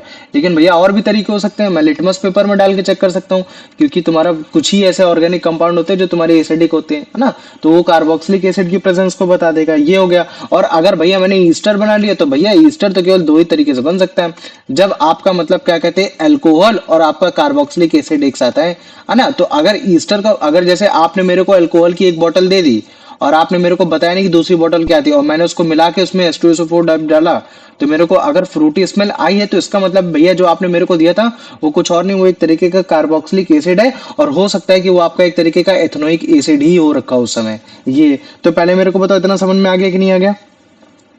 हाँ भैया आ गया। आ गया। तो इसी इथेनोइक एसिड के तुम डिफरेंट डिफरेंट यूजेस निकाल सकते हो अपने घर में, है ना, विनेगर के फॉर्म में, खाने को प्रिजर्व करना है, चटनी बना ली, ये सब कर लिया, ये सारी चीजें हो गया, है ना। इवन तो अगर देखा जाए तो तुम्हारे कुछ आर्टिफिशियल फाइबर बनते हैं, वो आर्टिफिशियल फाइबर में भी इनके सेलुलोज का इस्तेमाल किया जाता है। ये हो गया, है ना। तुमने देखा होगा कि जो तुम्हारे कीटोन में, जैसे मान लो कि तुम्हारे एसीटोन होते हैं, एसीटोन, है ना, एसीटोन जो तुम्हारे मतलब क्या कहते हैं सॉल्युबिलिटी में काम में आते हैं इन सब चीजों में, तो जो प्रोपेनॉन होते हैं उनमें तुम्हारा इन सब चीजों में काम में आ जाता है। ये ईस्टरफिकेशन में जब बन रहा है तो तुम्हारे परफ्यूम इंडस्ट्रीज में काम में आ गया, है ना। जो तुम्हारे मान लो कि जैसे मान लो कि तुम्हारा लेटेक्स इंडस्ट्रीज में, रबर इंडस्ट्रीज में, इन सब चीजों में यूज हो गया। डाई, प्लास्टिक, फार्मास्यूटिकल, इन सारी चीजों में मतलब जहां जहां तुम्हारा इसका इस्तेमाल हो सकता है वहां वहां हम लोग इसका क्या कर लेते हैं, इस्तेमाल कर लेते हैं। ये सारी चीजें हो गई, ठीक है। तो इस चीज को हमेशा याद रख लेना। अब देखो मेरे को कुछ चीजें बतानी थी कि हो सकता है कि कोई कंपाउंड ऐसा लिखा हो कि तुम्हें समझ में नहीं आए। जैसे मान लो कि मैं बोल देता हूँ एक मिथाइल अल्कोहल एग्जांपल लेता हूँ, मान लो मिथाइल अल्कोहल, अगर इसका मैं तुमको बोलता हूँ कि इसका फॉर्मूला क्या होगा, तो तुम बोलते हो भैया कुछ नहीं, मिथाइल मतलब कि CH3 और अल्कोहल मतलब OH, ये हो गया। तो ये भैया आपका मिथाइल अल्कोहल हो गया, है ना, सिंपल सी बात हो गई। तो इसका मॉलिक्यूलर फॉर्मूला तुम ऐसे भी लिख सकते हो, अगर तुम H को इधर साइड ले आओ तो कुछ अलग हो जाएगा क्या, CH4O। तो ये सेम ही है, कोई अलग नहीं है। जैसे उस दिन उसने बोल दिया था इयान ने, तो कोई डिफरेंट नहीं, बस तुमको अंडरस्टूड हो जाता है धीरे धीरे करके कि अगर CH4 है तो वो तुम्हारा मिथाइल अल्कोहल की बात कर रहा है। ठीक ऐसे जैसे मान लो कि मैं एथेनॉल की बात कर देता हूँ जिसका नाम होता है इथाइल अल्कोहल, जिसका नाम क्या होता है तुम्हारा C2H5OH हो जाता है ये। तो अगर मैं एक H इधर ले आऊंगा तो क्या हो जाएगा, C2H6O हो गया, है ना, ये इथाइल अल्कोहल हो गया। ठीक वैसे अगर जैसे मान लो कि मैं बात कर देता हूँ, उसकी बात कर देता हूँ, तुम्हारा वो तुम्हारा मतलब क्या कहते हैं कि इसको ही अगर मैं नाम बदल दूं थोड़ा सा, क्या लिख दूं उसको, तुम्हारा लिख देता हूँ CH3CH2OH, तो कुछ अलग थोड़ी नहीं है, वो सेम ही हो रखे हैं, ये सारे के सारे सेम हो रखे हैं। तो ये कॉमन अल्कोहल है ना, इनके मॉलिक्यूलर फॉर्मूला नीचे हो रखे हैं, ये CH4O, है ना, ये तुम्हारा ये बेसिकली है ना जिसमें हमने इसको प्रैक्टिस करवा रखी है, तो उसको भूलना नहीं। ठीक ऐसे तुम्हारा मेथनोइक एसिड हो रखा है, जैसे मान लो कि मेथनोइक एसिड में जैसे मान लो क्या लिखते हो उसको, मेथनोइक का HCOOH लिख देते हैं ये। तो अगर मान लो कि मैं इसको इधर भेज देता हूं, तो क्या मैं इसको ऐसे नहीं लिख सकता तुम्हारा ये CH2O2, है ना, क्या CH2O2, क्योंकि ऑक्सीजन के दोगे CH2 के, तो ये बस कल देखने में अच्छा लग रहा है ये, लेकिन तुमको इसमें अंडरस्टूड अगर हो जा रहा है कि भाई ये कुछ और नहीं, तुम्हारा एक तरीके से मेथनोइक एसिड है, तो तुम्हारे लिए बेनिफिटेड है। ये हो गया। जैसे मान लो कि मेथनोइक एसिड की बात कर देता हूँ, CH3COOH की बात कर देता हूँ, तो अगर तुम इसको ध्यान से देखोगे तो कुछ नहीं है तुम्हारा, ये है तुम्हारा C2H4O2 हो रखा है। तो जहां तुम्हारे O2 के फॉर्म में आए, ऐसे टर्म में आए, तो तुम थोड़ा सा मतलब समझना कि यार मतलब हाँ हो सकता है कि तुम्हारे कार्बोक्सिलिक एसिड के रूप में हो रखे हो, लेकिन तब जब तुम्हारा उसमें हाइड्रोजन की संख्या कैसी हो रखी हो, कार्बन से जस्ट डबल हो रखी हो। ठीक ऐसे जैसे मान लो कि मैं मिथाइल एथोनेट की बात कर देता हूँ, जैसे इसका फॉर्मूला क्या हो जाएगा तुम्हारा भैया CH3COO आपका CH3 ये हो गया, या फिर आप क्या बोलते हो C2H6COO ये हो गया, ठीक है। तो अगर मैं इसको कन्वर्ट करूंगा तो ये क्या हो जाता है भैया आपका C3H6O2 हो गया ये। तो ये इनके मॉलिक्यूलर फॉर्मूले हैं या फिर मॉलिक्यूलर नेम समझ सकते हो। तो काफी बार फॉर्म में भी लिखा रहेगा तो तुम कभी कंफ्यूज मत हो जाना ये। तो पहले मेरे को बताओ, ये तुम्हारा जो भी मैंने कार्बोक्सिलिक एसिड के बारे में जो भी अभी तक मैंने बताया, इसमें किसी को कोई भी डाउट है तो अभी पूछे। अमन? नहीं भैया, अमन नहीं है भैया, वो उसकी तबीयत खराब है तो वो चला गया। ठीक, कोई बात नहीं। ईयान? नहीं? हाँ या भैया। कोई डाउट तो नहीं है? चलो कोई नहीं है बात भैया, नहीं, इधर आओ, कोई ठीक बात है। तो याद रख लेना, इथेनोइक एसिड है ना, एक कार्बोक्सिलिक एसिड की होमोलोगो सीरीज का सेकंड मेंबर है, क्योंकि पहला मेंबर कौन सा होता है, मेथनोइक एसिड। तो इस हिसाब से इथेनोइक एसिड में कार्बन के दो मॉलिक्यूल, तो अगर उसका उसका मॉलिक्यूलर स्ट्रक्चर बनाएंगे तो कार्बन कार्बन के सिंगल बॉन्ड, फिर उसकी वैलेंसी पूरी करेंगे तो एक हाइड्रोक्सिल ग्रुप इधर लगा, फिर तुम्हारा ये डबल बॉन्ड हो के साथ ये इधर आ गया है ना, जिसका फॉर्मूला ऊपर भी लिख रखा है। तो उसको दूसरे नाम से तुम्हारा एसिटिक एसिड बोलते हैं। मेथनोइक एसिड को तुम लोग फॉर्मिक एसिड बोल देते हो ये, है ना। और ये तुम्हारा पानी के साथ जब भी मिलेगा तो उसको बोला जाता है विनेगर। तो कितना पानी के साथ मिलेगा, बेसिकली 5 से 8%। तो अगर पूरे पानी में अगर 5 से 8% अगर तुम्हारा इथेनोइक एसिड है तो मैं उसको बोलता हूँ विनेगर। तो vinegar contain only 5 to 8% of acetic acid, ये हो गया। तभी तुमने देखा होगा पीछे इस तरह से लिखा रहता है, ये तुम्हारे विनेगर का कभी भी डिब्बा हो तो उसके पीछे देखना हमेशा ऐसा लिखा होगा कि तुम्हारा कितना एसिटिक एसिड हो रखा है, 5% हो रखा है, बाकी तुम्हारा प्यूरिफाइड वाटर हो रखा है ये। तो समझ में आ गया। तो हो सकता है कुछ एसिटिक एसिड तुम्हारे मतलब क्या कहते हैं प्योरेस्ट फॉर्म में निकाले गए हो, और कुछ हो सकते हो सिंथेटिक फॉर्म में निकाले गए, मतलब कि केमिकली वे में कन्वर्ट हो रखे हो। तभी काफी बार बोला जाता है कि ज्यादा मतलब बाहर का मतलब क्या कहते हैं कि सिरका वगैरह नहीं खाना चाहिए, ये सारे प्रोडक्ट नहीं खाना चाहिए, क्योंकि वो केमिकली फॉर्म्ड होते हैं ना। बाकी सिरके तुम्हारे गन्ने के जूस से भी बन जाता है, उससे भी एसिटिक एसिड बन जाता है, लेकिन वो डिफरेंट डिफरेंट तरीके से होते हैं ये सारी चीजें। तो जिनका इंडस्ट्रीज में तुम्हारा पिकल इंडस्ट्रीज में है ना, फार्मास्यूटिकल इंडस्ट्रीज में इन सब चीजों में यूज होता है। और अगर फिजिकल प्रॉपर्टी की बात की रहेगी तो भैया कैसा हो रखा है, एकदम कलरलेस हो रखा है ना, लिक्विड जैसा। आग नहीं पकड़ेगा, कैसा, आग नहीं पकड़ने वाला जैसे तुम्हारा अल्कोहल पकड़ने वाला है। आग पकड़ेगा तब पकड़ेगा जब आप इसको प्रॉपरली काफी हीट दे दोगे, ये इतना हीट दे दोगे कि वो अपने ही वो क्या करने लगे, अपने ही कंपाउंड को फ्लेम में कन्वर्ट कर दे, मतलब गैस में कन्वर्ट कर दे। तो तुमको इतनी ताकत पहले देनी पड़ेगी, तो जितनी तो एनर्जी प्रोड्यूस नहीं कर रहा उतनी तुमको एनर्जी देनी पड़ेगी। इसी वजह से हम लोग कभी भी इसको एज अ फ्यूल इसका इस्तेमाल नहीं कर पाते। टेस्ट की बात की जाएगी तो सो टेस्ट होगा, इसी वजह से इसका बॉइलिंग पॉइंट क्या हो गया, 118 डिग्री सेल्सियस हो गया ये। और कभी भी अगर मान लो इसको भैया मैं फ्रीज करता हूँ, प्योर अल्कोहल को अगर फ्रीज करूंगा तो वो हमेशा किस फॉर्म में निकलेगा, तुम्हारा एक ग्लेशियर के फॉर्म में निकलेगा। इसी वजह से बोला जाता है कि हाँ ये एक तरीके का तुम्हारा ग्लेशियल एथेनोइक एसिड हो रखा है, या फिर तुम्हारा ग्लेशियल एसिटिक एसिड कहलाया जा रहा है ये। तो जैसे इसमें देखो ये कितना है, 99.5% हो रखा है, ठीक है। तो अगर इसी 99.5% को अगर मैं क्या करूं, थोड़ा सा फ्रीज करूं, तो तुम देखोगे एकदम ग्लेशियर के फॉर्म में हो रखा है, ठीक है। किस फॉर्म में हो रखा होगा, ग्लेशियर के फॉर्म में। और इसको कभी भी पी मत लेना, ठीक है ये, क्योंकि ज्यादा ही एसिडिक में हो जाएगा, है ना।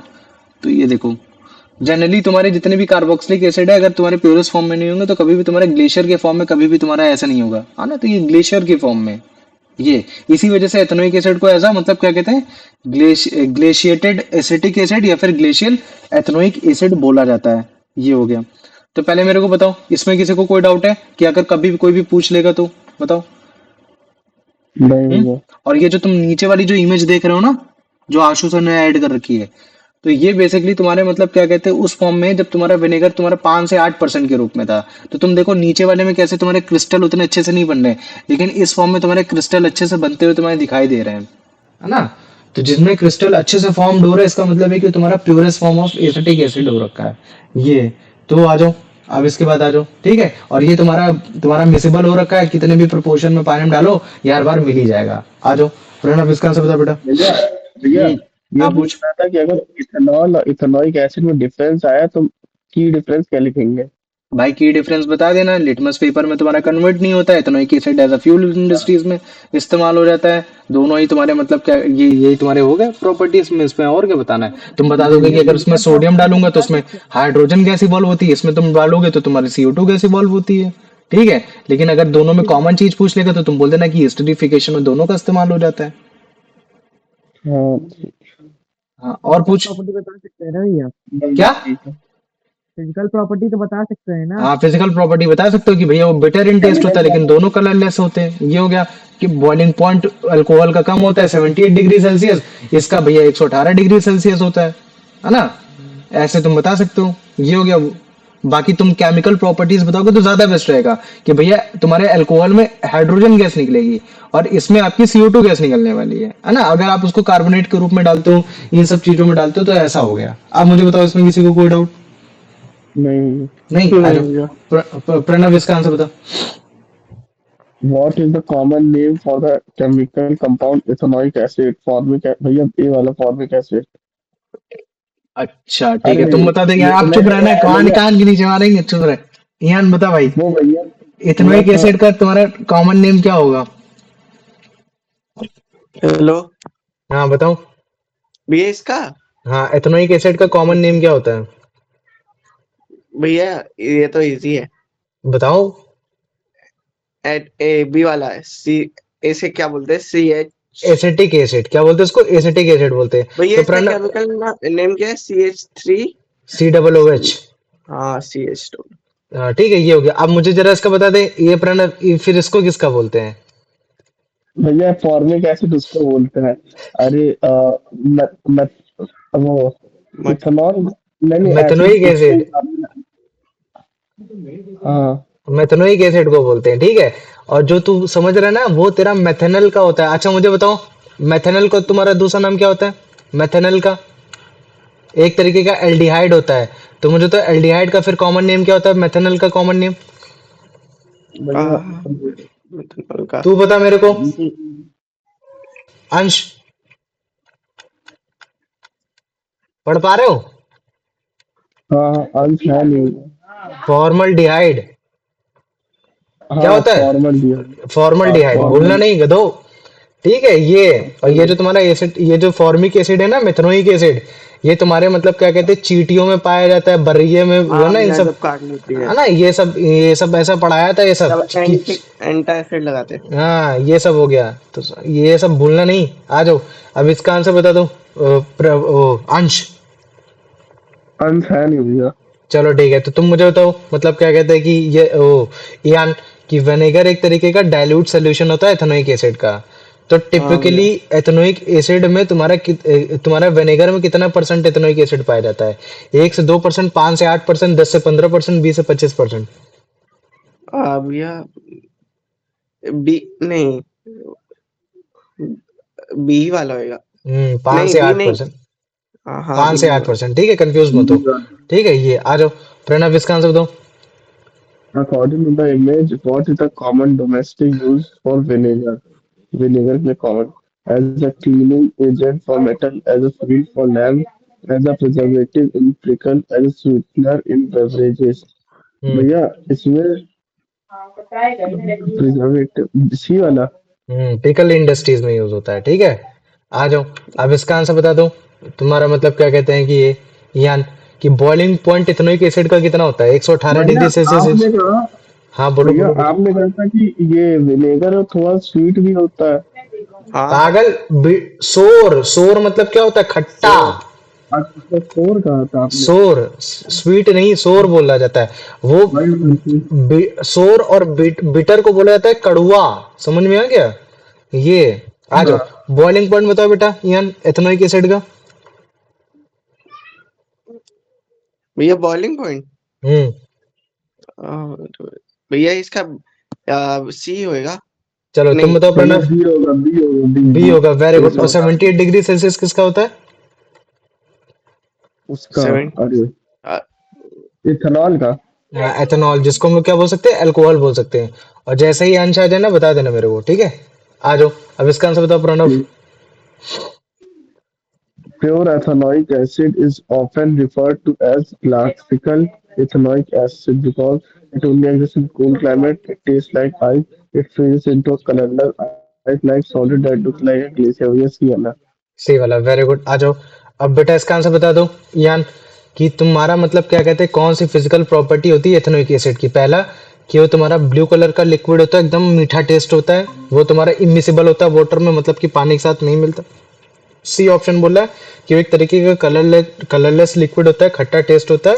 और विनेगर जैसा स्मेल करता है, और डी ऑप्शन बोल रहा है कि वो तुम्हारा येलो होगा, थिक होगा, ऑयल जैसा, और कभी भी फ्रीज भी नहीं होगा। BSc वाला। सी वाला ना, It is very good. colorless liquid with a भैया गुड। अंत आ is गया। in a small अंश आ vinegar. गया, चलो ठीक, कोई बात नहीं, आ जाओ। अरे ठीक चला है, दीजिए, चला हाँ दीजिए। ठीक है, कोई बात नहीं।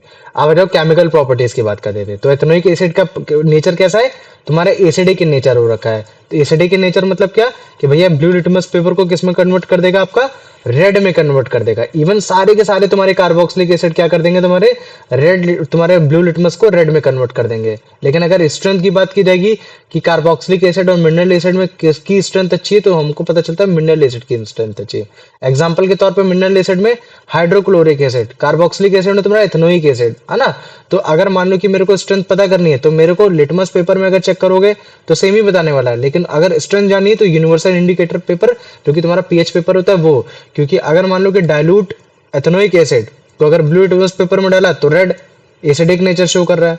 HCl को डाइल्यूट करके अगर डाला लिटमस पेपर ब्लू में तो वो भी रेड शो कर रहा है। दोनों के दोनों में मतलब एसिडिक नेचर हो पा रहा है। तो ये दोनों टेस्ट बता रहे हैं कि हाँ तुम्हारा ये एसिडिक हो रखे हैं, लेकिन ये नहीं बता पा रहे कि कौन सा स्ट्रांग है, कौन सा तुम्हारा वीक हो रखा है। जिसको इसमें देखो ना, तो वीक और इन सबको चेक करने के लिए तुम्हारा पीएच इंडिकेटर का इस्तेमाल करना पड़ेगा।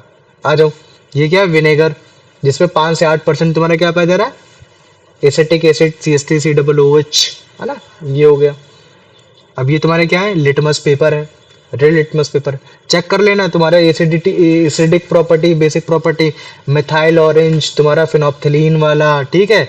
ये सारी चीजें है ना, ये सब बता रखा है तुम्हारा। फिनोप्थिलीन बोला मैं, कुछ गलत बोल दिया मैंने, फिनोप्थिलीन ही होता है। हाँ, फिनोप्थिलीन ही होता है, ठीक है। वो जिसमें तुम्हारा मतलब अगर पिंक हो गया तो बेस होता है, अगर तुम्हारा एसिड हो गया तो कलरलेस ही रहता है।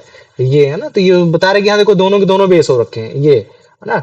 लेकिन अगर आप इसको यूनिवर्सल इंडिकेटर में डालोगे, तो यूनिवर्सल इंडिकेटर में डाल चेक करोगे तो क्या पता चलेगा कि भाई इसमें तो मतलब ये पीएच वैल्यू इसकी 4 बता रहा है। किसकी 4, एथेनोइक एसिड की, मतलब कि ये वीक एसिड हो रखा है। लेकिन हाइड्रोक्लोरिक एसिड को डालते तो उसकी 1 बता रहा है, मतलब कि कैसा हो रखा है, ये तुम्हारा एक तरीके का स्ट्रॉन्ग एसिड हो रखा है। तो ये है, तो ये विनेगर है। तो तुम देखो इसकी जो वैल्यू आ रही है समथिंग समथिंग, मतलब मान लो कि 4 के अराउंड आ रही है ना, इस सब के अराउंड आ रही है। तो पता चलता है कि हाँ ये तुम्हारा मतलब लाइट वो हो रखा है। या मान लो 3 भी आ गई है ना, ये भी है, क्योंकि 3 4 5 6 है ना, ये सब वीक एसिड की कन्वर्ट में आते हैं। 4 5 6 ये सारे हो गए।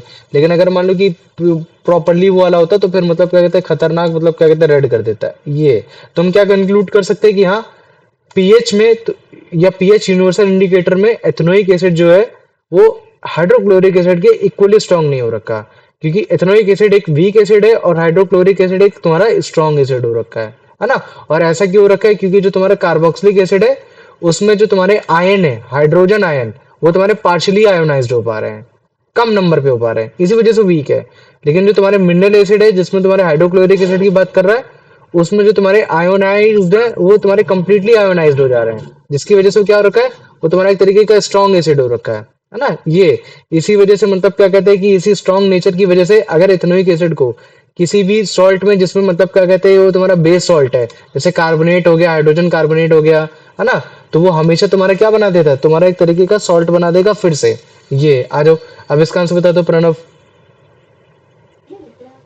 Which of the following statement is true reading the effect of ethanoic acid in litmus paper? It turns red litmus paper blue. It turns blue litmus paper red.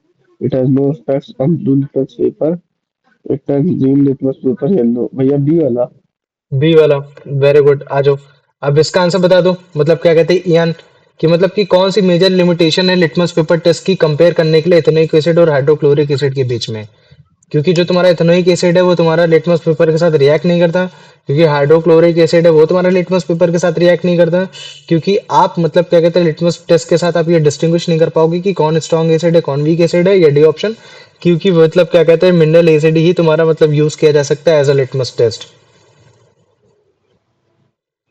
BSc वाला। Okay, C वाला, very good, है ना, एकदम सही बताया। आ जाओ, अब इसका आंसर बता दो प्रणव।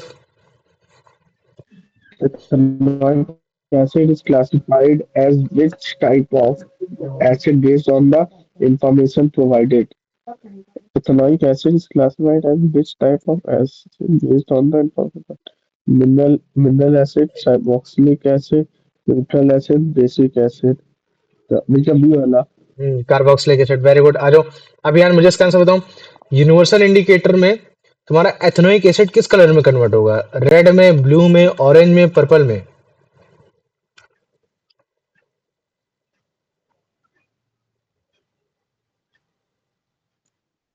चलो प्रणव तुम बताओ। हेलो हाँ बताओ। ये तुम्हारा भैया, एथेनोइक एसिड नहीं, चुप रहना, उसको भैया बोलने दो। रेड में। रेड में नहीं, तुम बताओ जरा प्रणव। भैया ब्लू में। गधा कहीं का। नहीं, ऑरेंज ऑरेंज ऑरेंज। ऑरेंज अरे में, ठीक ऐसे है। ठीक है, इस चीज को याद रख लेना। एक से लेकर तीन तक ज्यादातर कैसे होते हैं?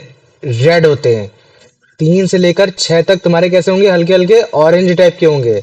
जैसे ही सेवन में होगे वो कैसा हो जाएगा? वो थोड़ा सा ग्रीन कलर का हो जाएगा।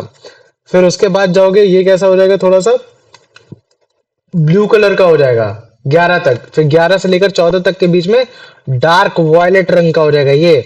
तो more the base the more the violet colour in yellow. There, है ना ये? गधे, वॉयलेट मतलब कि एकदम ज्यादा डार्क ब्लू जैसा। और जितना ज्यादा एसिडिक उतना ज्यादा रेड हो रखा है ये। एसिड बेस एंड सॉल्ट में क्लास में देख लेना, इतना शिद्दत से पढ़ाया है। आ जाओ, इसका आंसर बताओ प्रणव। भैया भैया अकॉर्डिंग एक सेकंड पूछना तो उसको। हाँ पूछो बेटा। भैया, बैक करना क्वेश्चन। हम्म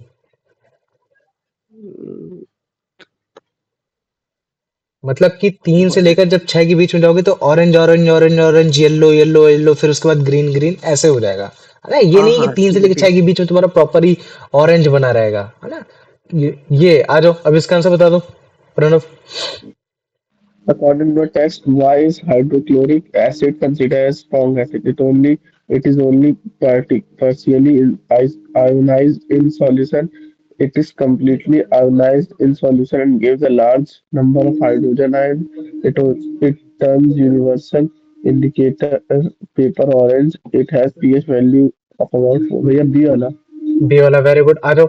अब यार मुझे इसका आंसर बताओ कि अगर पीएच वैल्यू की बात की जाएगी तो पीएच वैल्यू एथेनोइक एसिड और हाइड्रोक्लोरिक एसिड की कितनी होगी? पहले ऑप्शन के अकॉर्डिंग एथेनोइक एसिड की 4 होगी और तुम्हारे हाइड्रोक्लोरिक एसिड की 1 होगी, जो कि ये बता रहा है कि एथेनोइक एसिड तुम्हारा स्ट्रॉन्गर है HCl से। दूसरा ऑप्शन ये बोल रहा है कि हाइड्रोक्लोरिक एसिड की 1 होगी और एथेनोइक एसिड की 4 होगी, जिसका मतलब है कि हाइड्रोक्लोरिक ज्यादा स्ट्रॉन्गर है। फिर भैया तुम्हारा दूसरा ही वाला होगा। दूसरा वाला ये हो गया, वेरी गुड। आ जाओ, अब इसका आंसर बता दो Pranav. What does ethanoic acid react with to form salts due to its acidic nature? हम्म अच्छा, किससे रिएक्ट करता? मत ओनली विद हाँ, ये बेसिस। बोला कि क्या होता है एथेनोइक एसिड के साथ कि जब भी वो तुम्हारा मतलब रिएक्ट करता है तो तुम्हारा सॉल्ट बना देता है। It only with bases, only with carbonates, hydrogen carbonates, and bases. Hmm It does not react to form salt. ये सी है ना? सी वाला ना, तो याद रखना कि हाइड एथेनोइक एसिड एक प्रकार का तुम्हारा एसिडिक हो रखा है। इसके साथ कोई भी बेस आएगा हमेशा तुम्हारा क्या बनाने वाला है? सॉल्ट बनाने वाला है। अब अगर सॉल्ट प्योर तुम्हारा सॉल्ट हो गया तो तुम्हारा मतलब प्योर बेस हो गया तो वो तुम्हारा सोडियम मेथोनेट बना देगा और तुम्हारी CO2 गैस नहीं निकालेगा। लेकिन अगर मान लो कि कोई सॉल्ट के फॉर्म में ही अगर तुम बेस ले रहे हो, जैसे कार्बोनेट के फॉर्म में ले रहे हो, हाइड्रोजन कार्बोनेट के फॉर्म में ले रहे हो, तो तुम्हारी CO2 गैस भी क्या होगी? इवॉल्व होगी। ये चीज है ना? इस चीज को याद रख लेना। तो अभी तुम इसको पढ़ोगे जैसे कार्बोनेट के रूप में, है ना? तो अगर एथेनोइक एसिड को अगर हम लोग कार्बोनेट या फिर हाइड्रोजन कार्बोनेट के साथ रिएक्ट कराएंगे तो कार्बन डाइऑक्साइड निकलेगी, उसके साथ साथ सॉल्ट भी निकलने वाला है। तो सॉल्ट कब बनता है? जब तुम्हारा एसिड और बेस साथ में आता है। तो अगर तुम इसको ध्यान से देखोगे तो ये तुम्हारा हो गया एसिड हो गया। और तुम्हारा तुमने बोला कि भैया ये तो कार्बोनेट है, ये तो सॉल्ट होना चाहिए। लेकिन मैंने बोला कि भाई ये सॉल्ट तो है, लेकिन ये सॉल्ट कैसा है? तुम्हारा बेसिक इन नेचर का हो गया। तो इसका मतलब क्या है कि भैया एसिड और बेस क्या मिलकर बनाएंगे? सॉल्ट बनाएंगे। तो यही तुम्हारा सॉल्ट है, जिसको हम लोग क्या बोलते हैं? सोडियम एथोनेट बोलते हैं। लेकिन अगर तुम्हारा बेस सॉल्ट के फॉर्म में पाया जा रहा है तो तुम्हारी CO2 गैस निकलेगी। अगर खासकर वो बेस कैसा हो रखा है? तुम्हारा कार्बोनेट के रूप में हो रखा है, तो तुम्हारी ये CO2 गैस निकल गई और ये तुम्हारा वाटर फॉर्मेशन हो गया। ठीक है, इसको देखो। और इसी में तुमको एक ब्रिस्क एफरवेरेंस मतलब क्या कहते हैं, तुरंत CO2 का निकलते हुए दिखाई देगा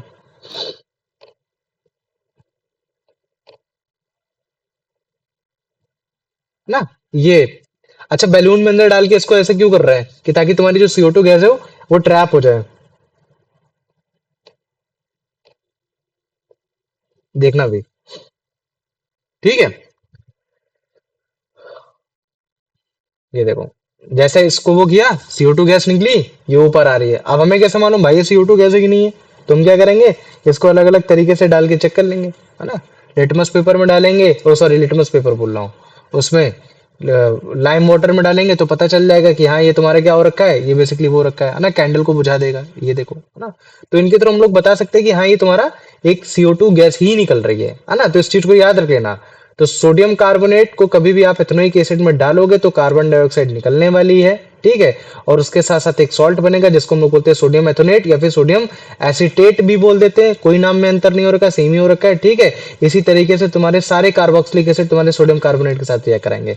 तुम ये चीज समझ पा रहे हो कि नहीं समझ पा रहे हो कि कभी भी अगर एसिड बेस के साथ जाता है तो तुम्हारा सॉल्ट और वाटर बनाता है? पहले मेरे को बताओ इतना, हाँ भैया। है ना।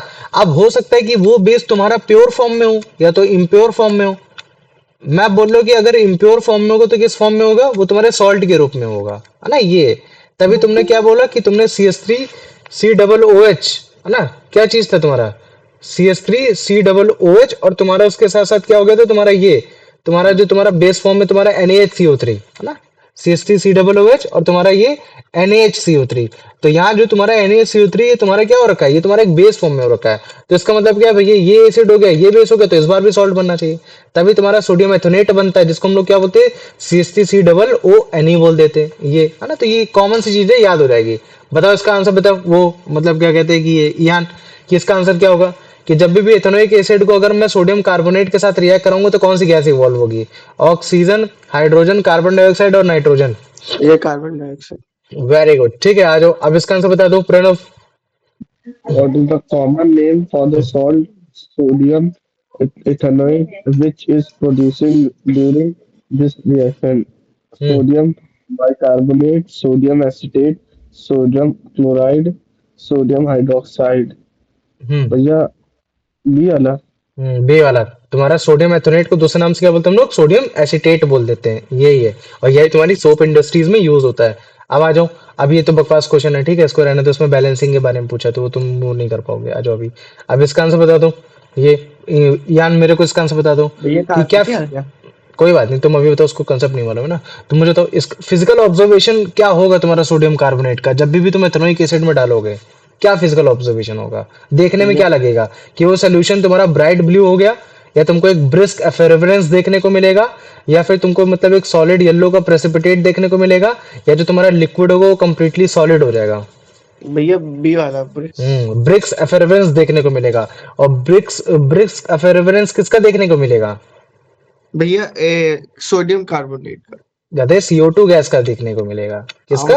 अच्छा, CO2 अच्छा, सोडियम, कार्बन डाइऑक्साइड, क्या कार्बन डाइऑक्साइड का ये हो रखा है। आ जाओ, तो ठीक है भैया, इसका मतलब है कि अगर मैं कोई भी अगर तुम्हारे एसिड को किसी भी बेस के साथ डाल दूं, हाँ वो बेस अगर मान लीजिए कि कार्बोनेट के रूप में, तो क्या हर बार आपका CO2 गैस निकलेगा? बिल्कुल निकलेगा।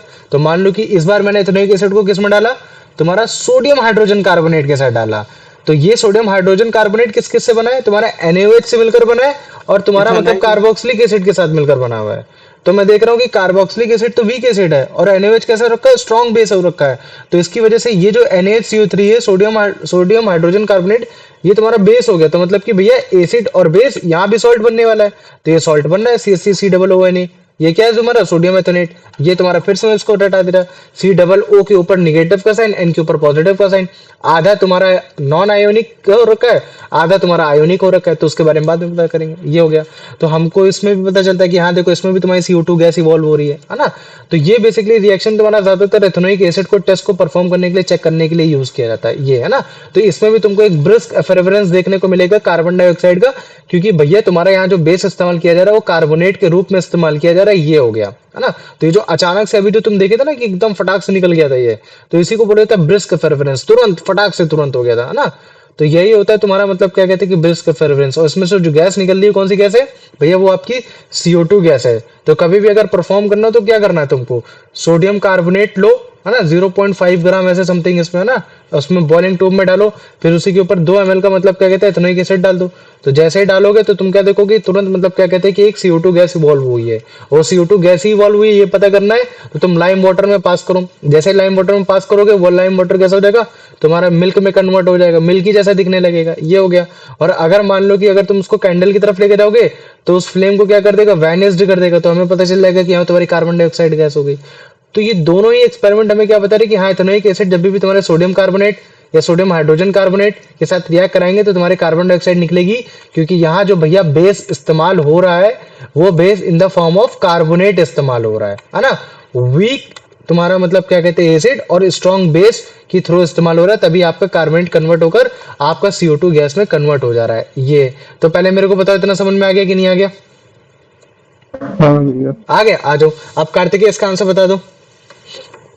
Which of the following gases is involved when ethanoic acid reacts with sodium hydrogen carbonate? Carbon dioxide. Very good, आ जाओ। अब इसका आंसर बता दो Pranav. The brisk effervescence observed during the reaction is a characteristic test for which functional group? Alcohol group, carboxylic group, carboxylic acid group, aldehyde group, ketone group या carboxylic acid group. Good, आ जाओ। ये मतलब कि ज्यादातर जितने भी तुम्हारे फंक्शनल ग्रुप में अगर बात की जाती है ना, जिसमें सबसे ज्यादा तुम्हारा ब्रिस्क प्रेफरेंस देखने को मिलता है, वो तुम्हारा फंक्शनल ग्रुप कौन सा होता है? कार्बोक्सिलिक एसिड ग्रुप होता है। ये आ जाओ। अब यार मुझे इसका आंसर बता दो, क्या केमिकल नेम होगा उस सॉल्ट का जो कि तुम्हारे एक एथेनोइक एसिड और तुम्हारे सोडियम बाइकार्बोनेट या सोडियम हाइड्रोजन कार्बोनेट या फिर तुम्हारा केवल मतलब क्या कहते हैं सोडियम कार्बोनेट के साथ जब भी रिएक्ट करने पे भैया निकलेगा? Sodium ethanol. Very good, sodium ethanoate. और बेटा इसका दूसरा नाम क्या होता है? भैया बायर नहीं, सोडियम एसीटेट। क्या नहीं बोलते हैं उसको? Sodium acetate. एसीटेट। ये हो गया। आ जाओ कार्तिक, इसका आंसर बताओ। According to the experiment, what happened to the lime water gas when the gas evolved from the reaction is passed through it? E. It turns milky. Very good, आ जाओ। अब इसका आंसर बता दो Pranav. Besides the lime water test, what is another way mentioned to confirm the presence of carbon dioxide? Using a glow spline to see if it relights, observing if the gas turns red litmus blue, seeing if the gas causes the candle flame to vanish. भैया सी वाला। सी वाला, very good, है ना, ये हो गया। तो भैया आपने मतलब क्या कहते हैं एसिड बेस और उसका सॉल्ट बनाया, ठीक है, लेकिन भैया इस बार मतलब CO2 गैस मत निकाला। तो मैंने वो ठीक है कोई बात नहीं, आप एक ऐसा बेस ले लो जो स्ट्रॉन्ग बेस हो जिसमें कोई भी कार्बोनेट नहीं हो। तो मैंने बोलता सोडियम हाइड्रोक्साइड ही ले लो। तो आप अगर सोडियम हाइड्रोक्साइड के साथ मिलाओगे तो आपको सिंपल सिंपल सॉल्ट बनने वाला, कोई भी CO2 गैस नहीं निकलेगी। तभी आपने ethanoic acid in the form of acid, sodium hydroxide in the form of base, है ना। ये तुम्हारा क्या हो गया, ये तुम्हारा एक तरीके से वीक एसिड, ये क्या हो गया तुम्हारा स्ट्रॉन्ग बेस हो गया। और इसमें से जो तुम्हारा सॉल्ट बना CH3COO, तो फिर तुम्हारा जो सॉल्ट है वो किसकी तरफ ज्यादा इंक्लाइंड होगा? ऑब्वियस बात है जो सबसे ज्यादा स्ट्रॉन्ग होगा। स्ट्रॉन्ग क्या बेस हो, तो ये तुम्हारा क्या हो जाएगा, एक तरीके का स्ट्रॉन्ग बेस हो गया सोडियम एथोनेट, और इसके साथ क्या बना तुम्हारा, ये वाटर बन गया, है ना ये। तो इस रिएक्शन में तुमने एथेनोइक एसिड को एज अ एसिड बिहेव कराया, है ना, जैसे मतलब कि HCl होता है इन सब के जैसे होता है। और तुमने बेस को कैसे कराया, तुम्हारा सोडियम हाइड्रोक्साइड हो गया। तो एसिड और बेस मिलकर क्या बनाएंगे, तुम्हारे सॉल्ट और वाटर बनाएंगे। तो सॉल्ट ये हो गया। तो लेकिन ये सॉल्ट की अगर तुमसे कोई प्रॉपर्टी पूछे कि इसकी प्रॉपर्टी क्या होगी, तो तुम बताओगे कि भैया इसकी प्रॉपर्टी होगी बेसिक इन नेचर, क्योंकि यहाँ जो एसिड इस्तेमाल हुआ वो वीक एसिड है, और यहाँ जो बेस इस्तेमाल हुआ तुम्हारा वो स्ट्रॉन्ग बेस हो रखा है, ये है ना। तो इसमें तुमको कोई भी मतलब क्या कहते हैं CO2 गैस इवॉल्व होते हुए या कुछ ऐसे इवॉल्व होते हुए नहीं दिखाई देगा। ये आ जाओ NaOH, और ये तुम्हारा विनेगर। बाद में यही तुम्हारा CH3COO तुम्हारा मतलब क्या कहते हैं उसमें इंडस्ट्रीज में, है ना, तुम्हारा सोप इंडस्ट्रीज में इन सब चीजों में इस्तेमाल होता है जब मैं इसका हाइड्रोलिसिस कर देता हूँ। ये कार्तिकेय स्टार्टिंग से क्लास देख लेना, ठीक है, जो आज की छुट्टी है, क्योंकि इंपॉर्टेंट क्लास है ना। ठीक, आ जाओ। येलो कलर, ठीक है, तो जिसमें कोई भी तुमने फ्रेग्रेंस देखने को नहीं मिला ना, ये आ जाओ। कार्तिक इसका आंसर बताओ। What are the products when ethanoic acid reacts with sodium hydroxide? Sodium ethonate and water. Sodium ethanoate and water, very good. आ जाओ प्रणव, इसका आंसर बताओ। in its reaction with base ethanoic acid behave similarly to which of the following: alcohol, noble gas, mineral acid like HCl, non-reactive hydrocarbon. भैया सी वाला। सी वाला very good है ना, ये हो गया। और हमें तो भैया तीन चार प्रॉपर्टी पढ़ चुके। एक प्रॉपर्टी कहने के हमने अल्कोहल में भी पढ़ रखी थी कि ईस्टर का फॉर्मेशन है ना, कि जब भी हम लोग एक एथेनोइक एसिड को अल्कोहल में मिलाएंगे और ऊपर से थोड़ा सा सल्फ्यूरिक एसिड डालेंगे तो हमारा वो ईस्टर बन जाएगा, है ना। तो ईस्टर एथेनोइक एसिड को वार्म करना है एथेनॉल में, है ना, किसमें, तुम्हारे छोटे छोटे सल्फ्यूरिक एसिड के छोटे छोटे ड्रॉप डालते हैं। तो जैसे ही तुम्हारा एक ईस्टर बनेगा जिसका नाम क्या होता है, इथाइल इथाइल एथेनेट या इथाइल एसीटेट, तो वो एकदम स्वीट जैसा स्मेल करेगा। कैसा, तुम्हारा फ्रूट जैसा स्मेल करेगा। तो ये पूरी मतलब क्या हो रखी है तुम्हारी, ये रिएक्शन हो रखी है कि कैसे एक एथेनोइक एसिड तुम्हारा एक एथेनॉल के साथ जब भी रिएक्ट कराया H2SO4 के साथ, तो तुम्हारा बना मतलब क्या कहते हैं, इथाइल एथोनेट या फिर इथाइल एसीटेट, जो कि एकदम स्वीट सी स्मेल कर रहा है, मतलब कि एकदम जैसे मान लो कि प्रॉपर फ्रूट जैसी स्मेल कर रहा है। तो ये तुम्हारा उसके साथ बाय प्रोडक्ट निकल गया, वाटर निकल गया। और हमें अगर मान लो कि वो चाहिए, है ना, यही जो तुम्हारा इथाइल, ये जो तुम्हारा ये जो ईस्टर है, अभी अगर इसी ईस्टर के साथ अगर मैं NaOH डाल देता हूँ, तो जो मेरा प्रोडक्ट बनेगा वो तुम्हारा सपोनिफिकेशन कहलाएगा। तो सपोनिफिकेशन के लिए सबसे पहले मेरे को ईस्टर चाहिए। तो अगर मेरे को नेचर से अगर ईस्टर मिल रहा है तो मुझे कोई जरूरत नहीं, लेकिन अगर नेचर से ईस्टर नहीं मिला तो सबसे पहले मैं क्या करूंगा, ईस्टर बनाऊंगा। और ईस्टर बनाने के लिए मुझे क्या चाहिए, एथेनोइक एसिड और एथेनॉल। फिर उसके बाद फिर इसका जो बनेगा, ईस्टर बनेगा, उसमें NaOH के साथ हाइड्रोलिसिस करके फिर मेरा सोप बनेगा। समझ रहे हो ना। सोप बनाने के लिए मेरे को ईस्टर की जरूरत है। ईस्टर मिल गया तो मैं NaOH को मिला दूंगा। नेचर से मिल गया ईस्टर तो ठीक है, नहीं मिला तो मैं एथेनोइक एसिड और तुम्हारा एथेनॉल के साथ मिलकर बनाने वाला हूँ ये। तो इसमें जो ईस्टर मिलेगा वो एकदम स्वीट जैसा स्मेल करेगा, है ना। तो जब भी कार्बोक्सिलिक एसिड को अल्कोहल के साथ मिलाओगे सल्फ्यूरिक एसिड के साथ, तो एक प्लीजिंग स्मेल ईस्टर बोला जाता है। और इसी पूरे प्रोसेस को क्या बोला जाएगा, तुम्हारा ईस्टरिफिकेशन बोल दिया जाता है, ठीक है। और ईस्टर को देखोगे तो एकदम वोलाटाइल, मतलब कि लिक्विड जैसा होगा, ये फ्रूटी स्मेल होगी, आर्टिफिशियल परफ्यूम, सेंट्स, है ना, तुम्हारे फार्मास्यूटिकल्स, इन सब चीजों में क्या होगा, इसका इस्तेमाल होगा। इवन जो तुम्हारे केक्स वगैरह होते हैं, तुम्हारे आइसक्रीम्स वगैरह, कोल्ड ड्रिंक्स होती हैं, उन सब में भी इन आर्टिफिशियल फ्लेवर ईस्टर का ही इस्तेमाल किया जाता है, ठीक है। और बाद में इसी ईस्टर को अगर तुम हाइड्रोलाइज्ड कर दोगे अल्कोहल में, अल्कोहल को निकाल कर या फिर से कार्बोक्सिलिक एसिड में, तो वो जो तुम्हारा बनेगा ओरिजिनली फॉर्म को बेसिकली क्या होगा, तुम्हारे एक सैपोनिफिकेशन में इस्तेमाल हो जाता है ये। तो कल तुमने ये वाला एक रिएक्शन देखे थे कि किसमें कैसे, मतलब क्या कहते हैं कि एक एथेनोइक एसिड हो गया, थोड़ा सा 1 ml लिया, फिर एथेनॉल को भी 1 ml लिया, फिर उसके बाद 2-4 ड्रॉप तुम इसमें क्या डालोगे, ये कंसनट्रेटेड H2SO4 के डालोगे, फिर 4-5 मिनट के लिए इसको रख दोगे, तब तक इसमें रिएक्शन होती रहेगी। या फिर हल्का से इसको बाथ वाटर करोगे, क्योंकि जो तुम्हारा जो एथेनॉल है वो तुरंत आग पकड़ लेगा, क्योंकि भैया उसका मेल्टिंग पॉइंट, बॉइलिंग पॉइंट कितना है, 78 डिग्री सेल्सियस है। तो इसी वजह से हम लोग उसको वाटर बाथ देते हैं। और जैसे वाटर बाथ देंगे तो फिर हम उसको धीरे धीरे करने के बाद फिर तुम्हारा इसमें प्रोडक्ट बनेगा, जो कि क्या होगा, एक ईस्टर होगा, है ना। और वो ईस्टर कैसा होगा तुम्हारा, ये NaOH के साथ देखो मिला दिया एक तरीके से ना वो। तो ये जो तुम्हारा ये जो ईस्टर जैसा होगा तुम्हारा, लगभग कैसा, तुम्हारा स्वीट जैसा स्मेल करेगा, है ना। ये तुम स्वीट जैसा स्मेल करेगा। आ जाओ अब इसका आंसर बता दो ये ईयान, कि कौन सा प्रोसेस होता है जिसमें कार्बोक्सिलिक एसिड को जब भी हम अल्कोहल में मिलाते हैं तो एक ईस्टर बनता है। Neutralisation, esterification, saponification, hydration. भैया याद है जो कोई बाहर लेने गया चलो कुछ ठीक है, तो सामान। बताओ। भैया बी वाला। गुड, आ जाओ अब इसका बता दो Kartikeya. Which of the following is used as a catalyst during the reaction between ethanoic acid and ethanol? Concentrated sulfuric acid. Concentrated sulphuric acid, ये हो गया। आ जाओ अब इसका आंसर बता दो Pranav. Which characteristic properly is commonly used to identify the formation of an ester like ethyl ethanoate, a pungent, pungent, pungent, मतलब suffocating बदबूदार। पंजेंट odor, मतलब होता है बदबूदार, ये वाला। suffocating odor, hmm, the formation of white precipitate, a sweet and pleasant smell. भैया सी वाला। ओ स्वीट, वेरी गुड। आ जाओ अब इसका बताओ Kartikeya. Based on the physical properties, esters are usually described as being non-volatile solids with no odor, volatile liquid with a pungent smell, volatile liquids with a sweet or fruity smell. Basic वाला. सी वाला, very good. आ जाओ अब इसका answer बता दो। Because of their pleasant fragrance, one of the primary commercial uses of ester is produced of industrial cleaning acids, artificial perfume and flavouring agent. भैया ये बी वाला। बी वाला, वेरी गुड। आ जाओ, अब इसका आंसर बताओ।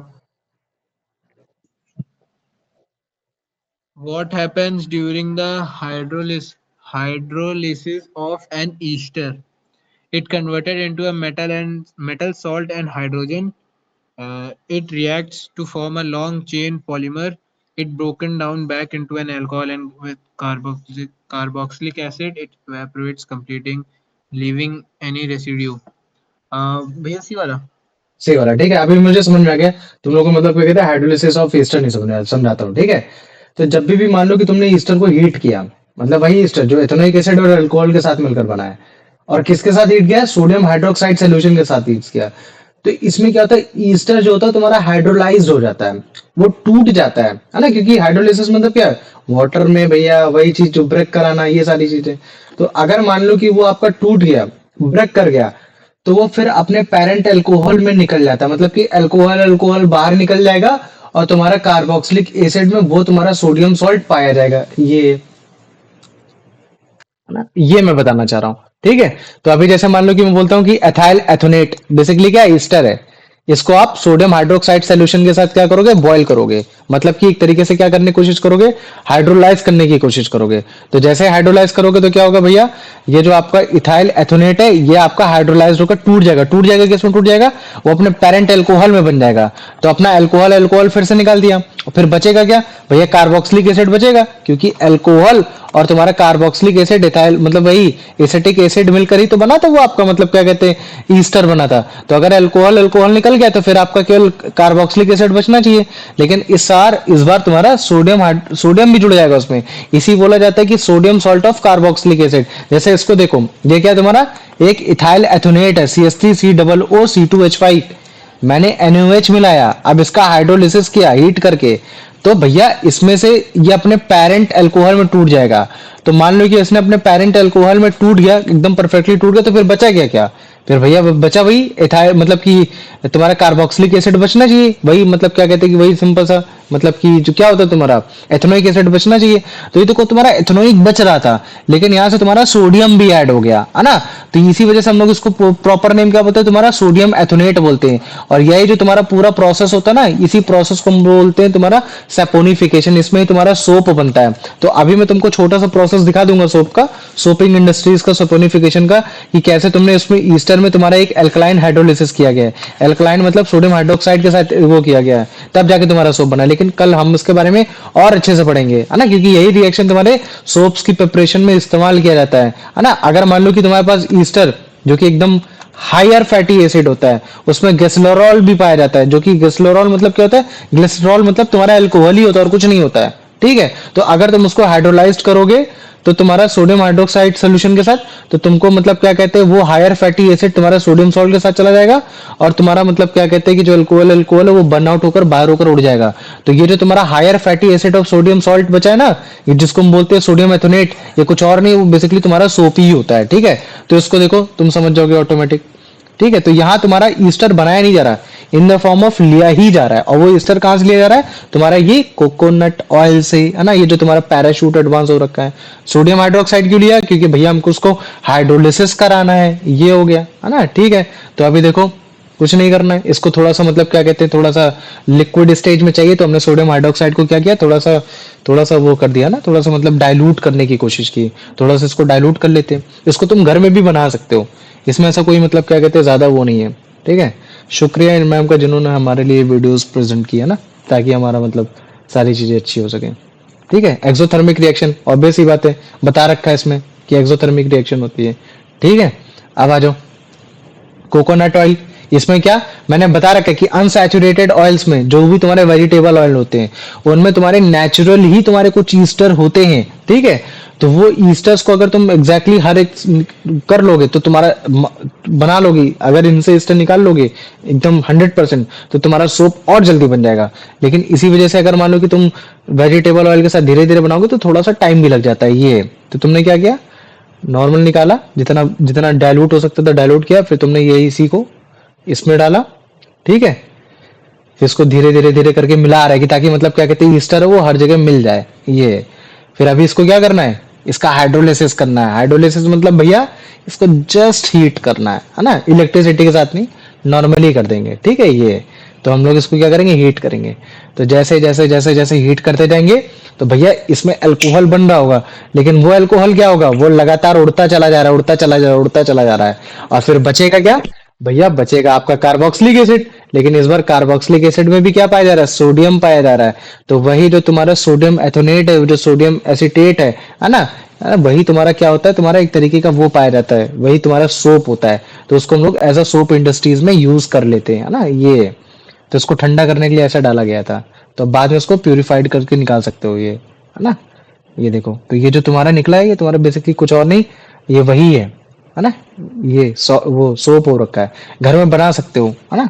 अब अगर जैसे तुमको उसको यूटिलाइज कर देखना है कि नहीं नहीं ये सोप ही है, तो तुम उसको जेंटली अगर तुम अपने हाथों में रब करोगे तो तुमको एक लेदर फॉर्म होते हुए दिखाई देगा, झाग बनते हुए दिखाई देगा, जो कि एक प्रॉपर्टी होती है सोप की। लेकिन सोप के बारे में और अच्छे से हम लोग पढ़ लेंगे कि ये होता क्या है, मतलब कि अच्छे से होता है कि नहीं, मतलब होता है ना ये, इसके बारे में कि उसमें मिसल्स फॉर्म हो रहे कि नहीं हो रहे, उसके हिसाब से नॉन सोपी है कि सोपी है, वो सब कैटेगराइज होता है ना। तो ये देखो लेदर फॉर्म हो रहा है, तो उसका मतलब है कि yes it is a soap, है ना, which is made by the Easter and the NaOH, and we had done the hydrolysis of that, due to which it had converted into the parent alkane of alcohol, which get evaporated, and the leftover was the sodium salt of its carboxylic acid। ठीक है, समझ में आ गया कि नहीं आ गया, पहले को बताओ इतना हाँ भैया। आ गया। तो अभी इसके बारे में कल भी पढ़ेंगे, इन मैम को कल भी देखेंगे, है ना। आ जाओ अब इसको देखो, इसको बताओ।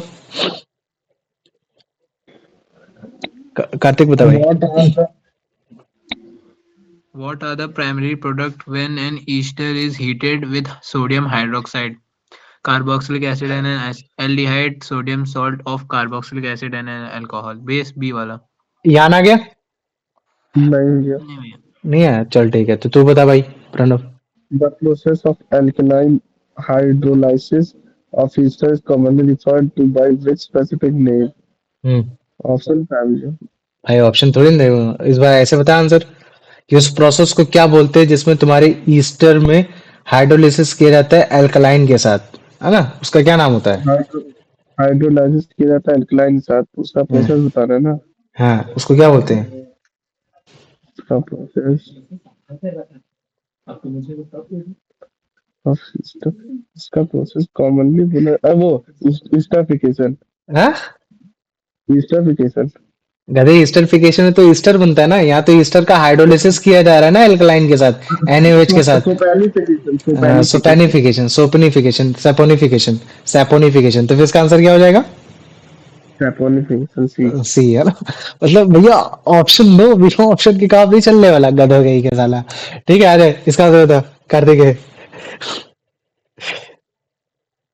बिना ऑप्शन के भी आंसर एड करने की कोशिश किया करो। According to your text, why are soaps considered sodium salts of higher fatty acids? Because they are produced by hydrolyzing an ester of higher fatty acids like oil and fats. Because they are formed by reaction. Sodium hydroxide is a higher density base because the reaction requires a very. Way A वाला। ये वाला ना, very good, आ जाओ। ठीक है, तो ये हो गया तुम्हारा, ठीक, जितना भी तुम्हारा टॉपिक था। तो अगर कभी भी तुम्हें कार्बोक्सिलिक एसिड का प्रेजेंस टेस्ट करना है कि हाँ वो है, तो भैया सबसे बेस्ट तरीका है सोडियम हाइड्रोजन कार्बोनेट या किसी भी कार्बोनेट रूप में तुम्हारा बेस। अगर वो हम करेंगे तो हमेशा क्या होने वाला भैया, CO2 गैस इवॉल्व होने वाली है एक ब्रिस्क रेफरेंस के साथ। तो हमें बता दे कि यार हाँ वो ऑर्गेनिक कंपाउंड आपका कार्बोक्सिलिक एसिड हो रखा है, फिर वो आपका चाहे मेथनोइक एसिड हो, तो फिर चाहे वो आपका कोई भी एसिड हो, हमें इससे फर्क नहीं पड़ता। इवन अगर आप मान लो कि ईस्टर भी बना सकते हो, क्योंकि आपको मालूम है कि उसमें कार्बोक्सिलिक एसिड और आपका तुम्हारा मतलब क्या कहते हैं अल्कोहल मिलके ही बनाते हैं। तो अगर मान लो कि अगर इसको ऐड करोगे, ये सारी चीजें करोगे, तो आपको ईस्टर बनेगा। तो वो हमें बता देता है कि हाँ आपने अल्कोहल के साथ क्या डाला है, एक कार्बोक्सिलिक एसिड डाला है। और लिटमस पेपर में भी पता है कि भैया कार्बोक्सिलिक एसिड एक तरीके का एसिड होता है, तो जो आपके ब्लू लिटमस को आप क्या कर देगा, रेड में कन्वर्ट कर देगा, जो कि उसकी प्रॉपर्टीज को डिफाइन कर देगा। ये हो गया, ठीक है। तो ये उसकी प्रॉपर्टीज है। और अगर इसके यूजेस की बात की जाएगी तो भैया ये आपके अचार बनाने में, सॉस बनाने में, इन सब चीजों में यूज हो रहा है। खाने को और थोड़ा एपेटाइजर करता है और थोड़ा टेस्टी बना देता है, ये हो गया। इवन जो आपके आर्टिफिशियल फाइबर्स होते हैं उसमें मतलब क्या कहते हैं, एज अ सेलुलोज एसीटेट बनाकर उसको मदद कर देता है, ये हो गया, ठीक है।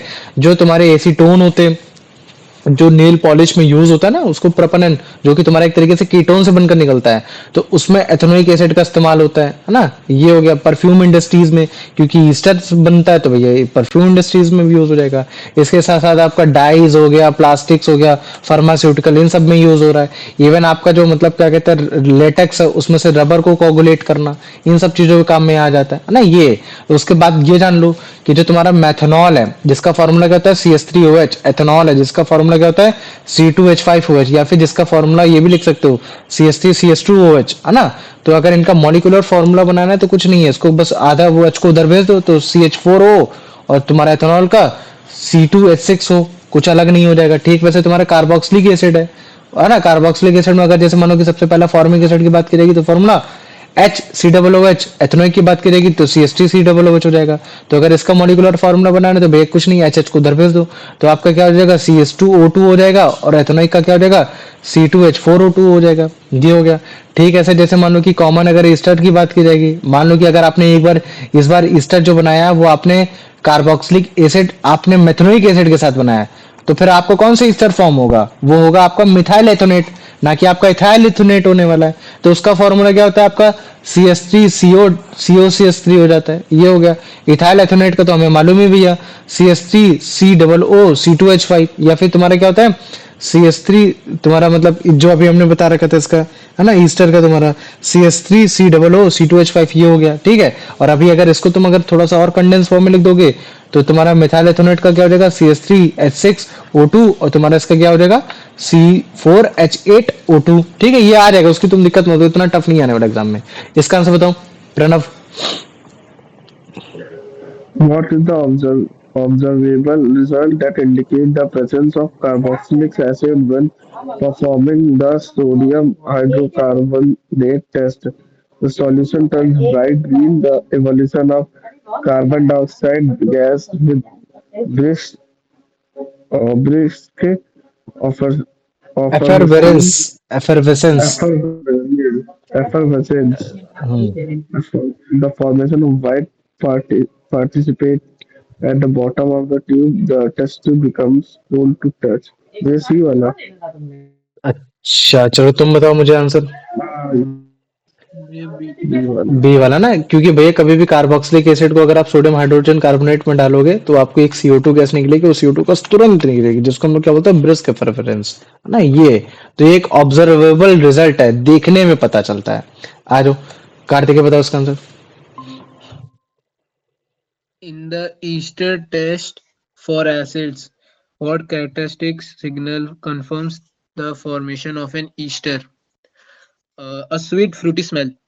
गुड, है ना, ये हो गया। आ जाओ अब इसका आंसर बता दो Pranav.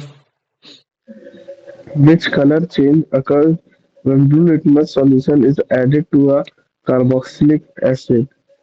Blue litmus that's the carboxylic acid. Blue to red, blue to colorless, blue to green, blue to yellow. ये ए वाला blue to red. अच्छा ठीक है, मुझे लगा B2 कर इसका तो Kartikeya. What is the primary role of ethanoic acid when used in the formation of vinegar in the food industry? To add artificial color to vegetables, to act as a preservative in the preparation of pickles, to increase the boiling point of for the yes B wala. B वाला, very good. आ जाओ अब इसका answer बता दो। Which of the following chemical substances is manufactured using ethanoic acid as a industrial starting material? मान लो कि अगर जैसे कोई केमिकल सब्सटेंस कौन सा इसमें बन रहा है ना, एथेनोइक एसिड की मदद से। Sodium chloride, potassium nitrate, magnesium sulfate, and calcium carbonate, vinyl acetate, मोनोमर्सेंस, monomer, and cellulose cellulose acetate. acetate, amino and sulfuric acid. भैया बी वाला नहीं, सी वाला। देखो इसमें इतना ज्यादा घुसना नहीं है। एथेनोइक एसिड ना तुम्हारे मतलब क्या कहते हैं कि जो तुम्हारे आर्टिफिशियल फाइबर होते हैं ना, उन तक पहुंचने के लिए मतलब क्या कहते हैं कुछ केमिकल्स की इंडस्ट्रीज की जरूरत होती है।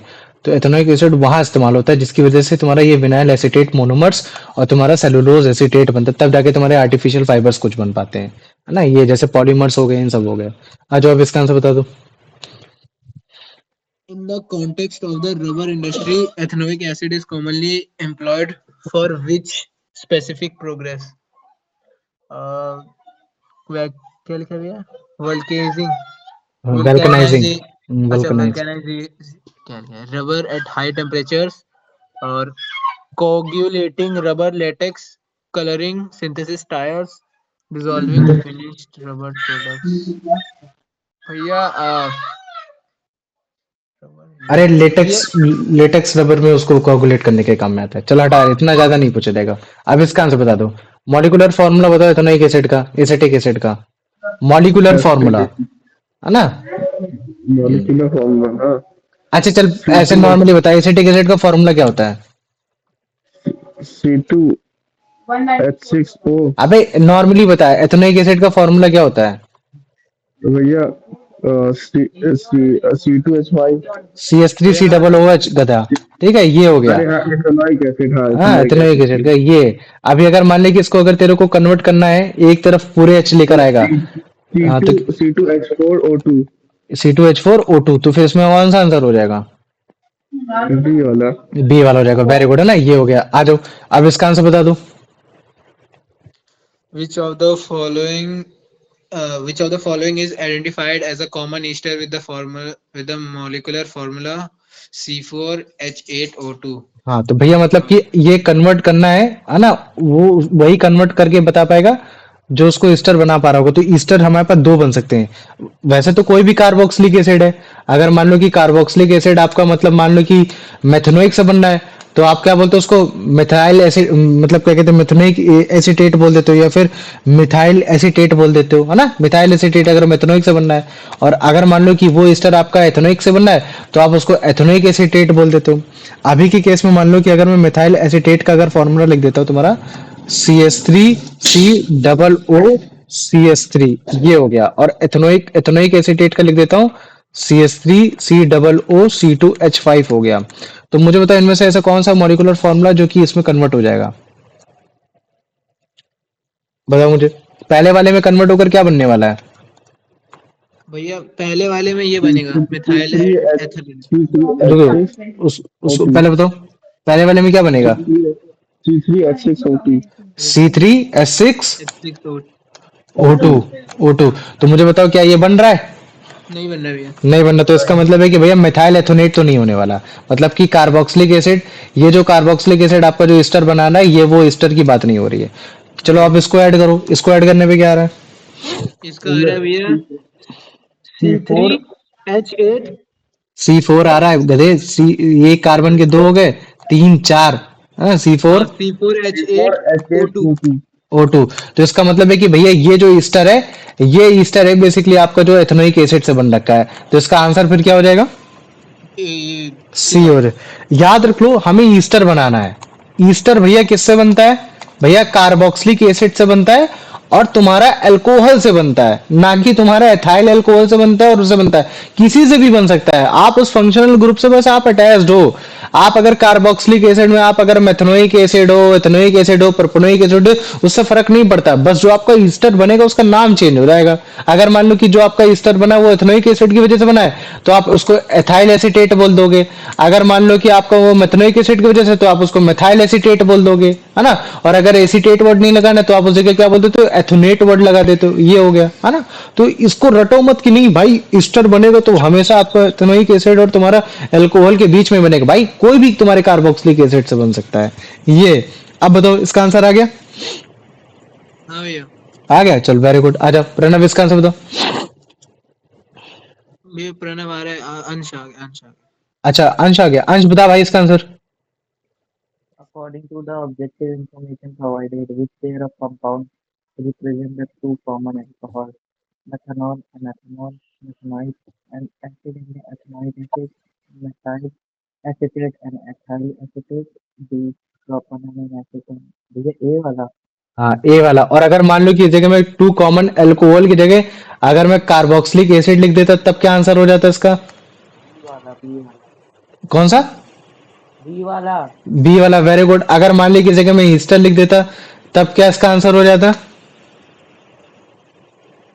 सी। हाँ सी वाला, क्योंकि भैया ये मिथाइल एसीटेट कौन से कार्बोक्सिलिक एसिड की वजह से बना है, मेथनोइक की वजह से। ये वाला जो आपका ईस्टर बना है किसकी वजह से बना है, वो आपका एथेनोइक की वजह से बना है। तो ये आपकी ईस्टर ही है, मिथाइल एसीटेट और इथाइल एसीटेट और कुछ नहीं। ये आपकी ईस्टर ही है। बस ये बोल रहा है कि आपने कौन से कार्बोक्सिलिक एसिड के साथ बनाया है। ठीक, वैसे अगर मान ले कि इसको काट के अगर मैं वो लिख देता, कीटोन लिख देता, तो फिर कौन सा हो जाता फिर इसमें ऑप्शन? प्रोपेन और एसीटेट। हाँ, प्रोपेन और एसीटोन, ये चीज है ना। बस अगर देखा जाए ना, ये जो तुम्हारा एसीटोन होता है ना, ये तुम्हारा उसी का कॉमन नेम ही होता है प्रोपेनॉन का ना। ये हो गया। आ जाओ। अब ये देखो, ये वाला क्वेश्चन देखो, जिसमें एक ऑर्गेनिक कंपाउंड है ना, किस चीज से मिलकर बन रखा है, वाइन और बियर से मिलकर बन रखा है। ठीक है।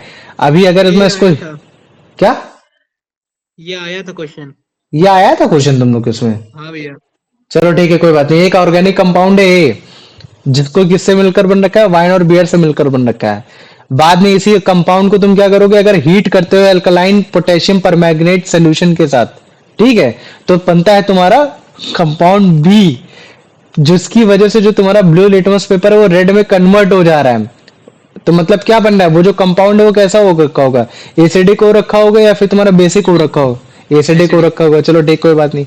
तो बोल रहा है कि मुझे बताओ कि कंपाउंड ए क्या है, उसकी पूरी केमिकल रिएक्शन लिखो, है ना, जब तक तुम्हारी पूरी कंपाउंड बी नहीं बन जाती है। और कंपाउंड बी क्या है एक्चुअली में, तुम्हें याद आ रहा है ये क्या चीज हो रखा है, बताओ मुझे। ये पोटेशियम परमैंगनेट सोल्यूशन हम लोग कहाँ इस्तेमाल करते हैं, जहां हम लोग का ऑक्सीडेशन होता था, याद आ रहा है ऑक्सीडेशन रिएक्शन में? हाँ, ऑक्सीजन पोटेशियम परमैंगनेट और एक वो भी था, अरे हम्म K2Cr2 और हाँ, O7 ना, हम्म एक और भी था हाँ, ऑक्सीडेशन में यूज होता है। पोटेशियम KMNO4 है ना, KMNO4 वाला प्लस NaOH, ये सारी चीजें ठीक है ये। तो लेकिन वो कोई दिक्कत, हाँ कंसंट्रेटेड, वो कंसंट्रेटेड वो वो केसी वाला भैया, सल्फ्यूरिक एसिड KCO3 के वाला। साथ नहीं होता। हाँ, लेकिन ये वो क्वेश्चन नहीं है, तुम ध्यान से सुनो। अबे सुनो मेरी बात, सुनो, ये वो क्वेश्चन नहीं है, ठीक है। ये क्वेश्चन वहां नहीं जा रहे हम, ये क्वेश्चन वहां नहीं जा रहा है। तुम ध्यान से देखो, वाइन और बियर में क्या पाया जाता है, पहले मेरे को ये बताओ। भैया वो भैया इथेनॉल पाया जाए तो वो अलग अलग वेरी गुड। कॉन्सेंट्रेशन। क्या बताया जाता है, अल्कोहल पाया जाता है, जो कि क्या हो गया भैया आपका C2H5OH हो गया। OH very good.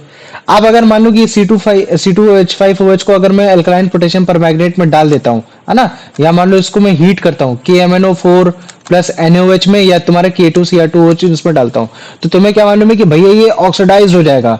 क्या हो जाएगा तुम्हारा, ये ऑक्सीडाइज हो जाएगा। और ये ऑक्सीडाइज होकर मतलब क्या हो जाएगा, इसमें कहीं ना कहीं आपके ऑक्सीजन ऐड हो जाएंगे। याद आ रहा है कि नहीं याद आ रहा, पहले मेरे को इतना बताओ। हाँ भैया। याद आ रहा है ना? हाँ, हाँ और मुझे बताओ कि ये तुम्हारा फिर ऑक्सीडाइज होने के बाद क्या बनेगा यहाँ? और कार्बोक्सिलिक एसिड, क्या बन जाएगा तुम्हारा? Carboxylic carboxylic acid. तुम्हारा इथेनोइक एसिड बनता है। क्या बनता है? इथेनोइक एसिड बनता है। एसिटेट। नहीं, सुनो, यही तुम्हारा, मैंने बताया था ना, सुनो मेरी बात सुनो, हेलो। हाँ भैया, हाँ भैया। अल्कोहल तुम्हारा एथेनोइक एसिड में कब बनता है, जब हम लोग उसमें क्या करते हैं, तुम्हारा ऑक्सीडेशन करते हैं। इस चीज को भूलना नहीं। अल्कोहल ठीक को है, अगर तुम्हें एथेनोइक एसिड में कन्वर्ट करना है, तो तुम्हें क्या करना पड़ेगा, ऑक्सीडेशन। ऑक्सीडेशन करना पड़ेगा। और ऑक्सीडेशन के लिए पास तुम्हारे पास दो चीजें हैं, एक KMNO4 प्लस NaOH, या फिर आपके पास K2Cr2O7, उसके साथ साथ एसिडिफाइड में H2SO4। अगर आप ये मिलाते हो तब जाके आपका एथेनोइक एसिड बनेगा। मतलब कि C2H5OH में जब आप KMNO4 प्लस NaOH या फिर K2Cr2O7 में आप H2SO4 के साथ मिला के इसको वो करोगे, हीट करोगे। जैसे हीट करते तो याद है वो अचानक से बबल बबल करके ऐसे बाहर निकाल दे रहा था। तो जो आपका प्रोडक्ट बनेगा, वो प्रोडक्ट क्या बनेगा, वो आपका बनेगा एक एथेनोइक एसिड, जो कि क्या होता है आपका CH3COOH। तो तभी वो बोल रहा है कि देखो ये जो तुम्हारा प्रोडक्ट भी बन रहा है ना, ये ब्लू लिटमस को आपको रेड में कन्वर्ट कर दे रहा है। अब वो तो करेगा ही ना, क्योंकि एक तरीके का कार्बोक्सिलिक एसिड है, और कार्बोक्सिलिक हर एसिड ही होता है। तो इसका मतलब है कि एसिडिक प्रॉपर्टी होने की वजह से आपके रेड लिटमस को रेड में कन्वर्ट करेगा, और तुम्हारे ब्लू लिटमस को ब्लू में कन्वर्ट करेगा। ये है। तो बताओ मुझे, इतना समझ में आ गया कि नहीं आ गया? हाँ भैया।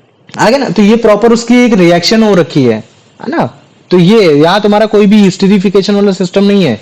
तो ये तुम्हारे एग्जाम में क्वेश्चन आया था? हाँ भैया, आया था। चलो ठीक, कोई बात नहीं। तो याद रखो ऑर्गेनिक, डिटर्जेंट वाला आया था। अबे चल कोई बात नहीं, अभी उसको भी देख लेंगे ना, उसमें कोई दिक्कत नहीं। तो ऑर्गेनिक कंपाउंड जैसे वाइन और बियर में तुम्हारे अल्कोहल पाया जाता है ना? अगर इसी अल्कोहल को अगर आप ऑक्सीडाइज करोगे किसी के साथ भी, KMNO4 के साथ, K2Cr2 के साथ, जिसमें यहाँ लिख रखा है पोटेशियम परमैंगनेट के साथ, तो आपका एक एथेनोइक एसिड बनने वाला है CH3COOH, है ना, ये जो कि एक तरीके का कार्बोक्सिलिक एसिड है। तो अगर कार्बोक्सिलिक एसिड है तो ये आपके ब्लू लिटमस पेपर को रेड में कन्वर्ट कर देगा। तो इसका मतलब है कि भैया यहाँ जो बी आपका जो कंपाउंड लिखा है कुछ और नहीं, वो आपका एक एथेनोइक एसिड लिख रखा है ये है। तो ये केमिकल रिएक्शन बोला कि खुद से करो, भाई मैंने खुद से कर लिया ना ये है। तो भाई ये जो चीज है ना, ये इसको अगर तुम उसको खुद से अगर इस तरह से डायग्राम बनाकर प्रॉपर लिख कर आओगे तो समझ लो कि तुमसे भाई टीचर खुशी होने वाला है, फिर कोई नाराज तो नहीं होने वाला। ये अब आ जाओ, अभी जैसे दूसरा क्वेश्चन है।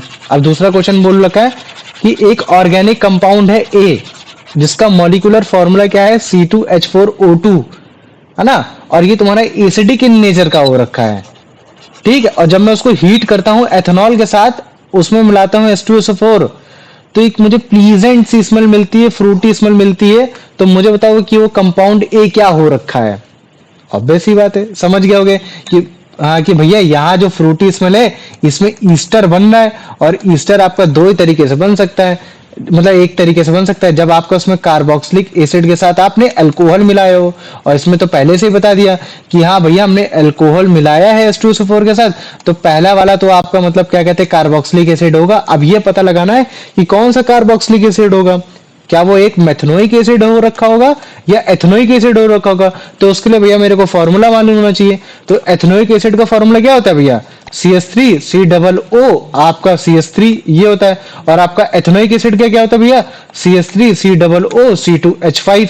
और अगर मैं इसको अगर वो सॉल्व करता हूँ C2H5 ही होता है हाँ भैया, पक्का? हाँ भैया, हाँ सही है, C2H5। नहीं, क्योंकि अगर जैसे तुम उसको C8, तभी तो वो नहीं, C4H8O2 बनाता है। हाँ ये अच्छा ठीक, हाँ ये हो गया। तो इसका मतलब है कि यहाँ जो तुम्हारा मतलब क्या कहते हैं ईस्टर के लिए जो तुम्हारा कार्बोक्सिलिक एसिड का इस्तेमाल किया गया है, फिर कौन से कार्बोक्सिलिक एसिड का इस्तेमाल किया गया है? Methyl methanoic. मेथनोइक का इस्तेमाल किया है, ये है ना। नहीं, हम लोग गलत लिख रखे थे फॉर्मूला, ना यही है तुम्हारा क्या CH3C2 यही होता है, मैं भूल गया यार।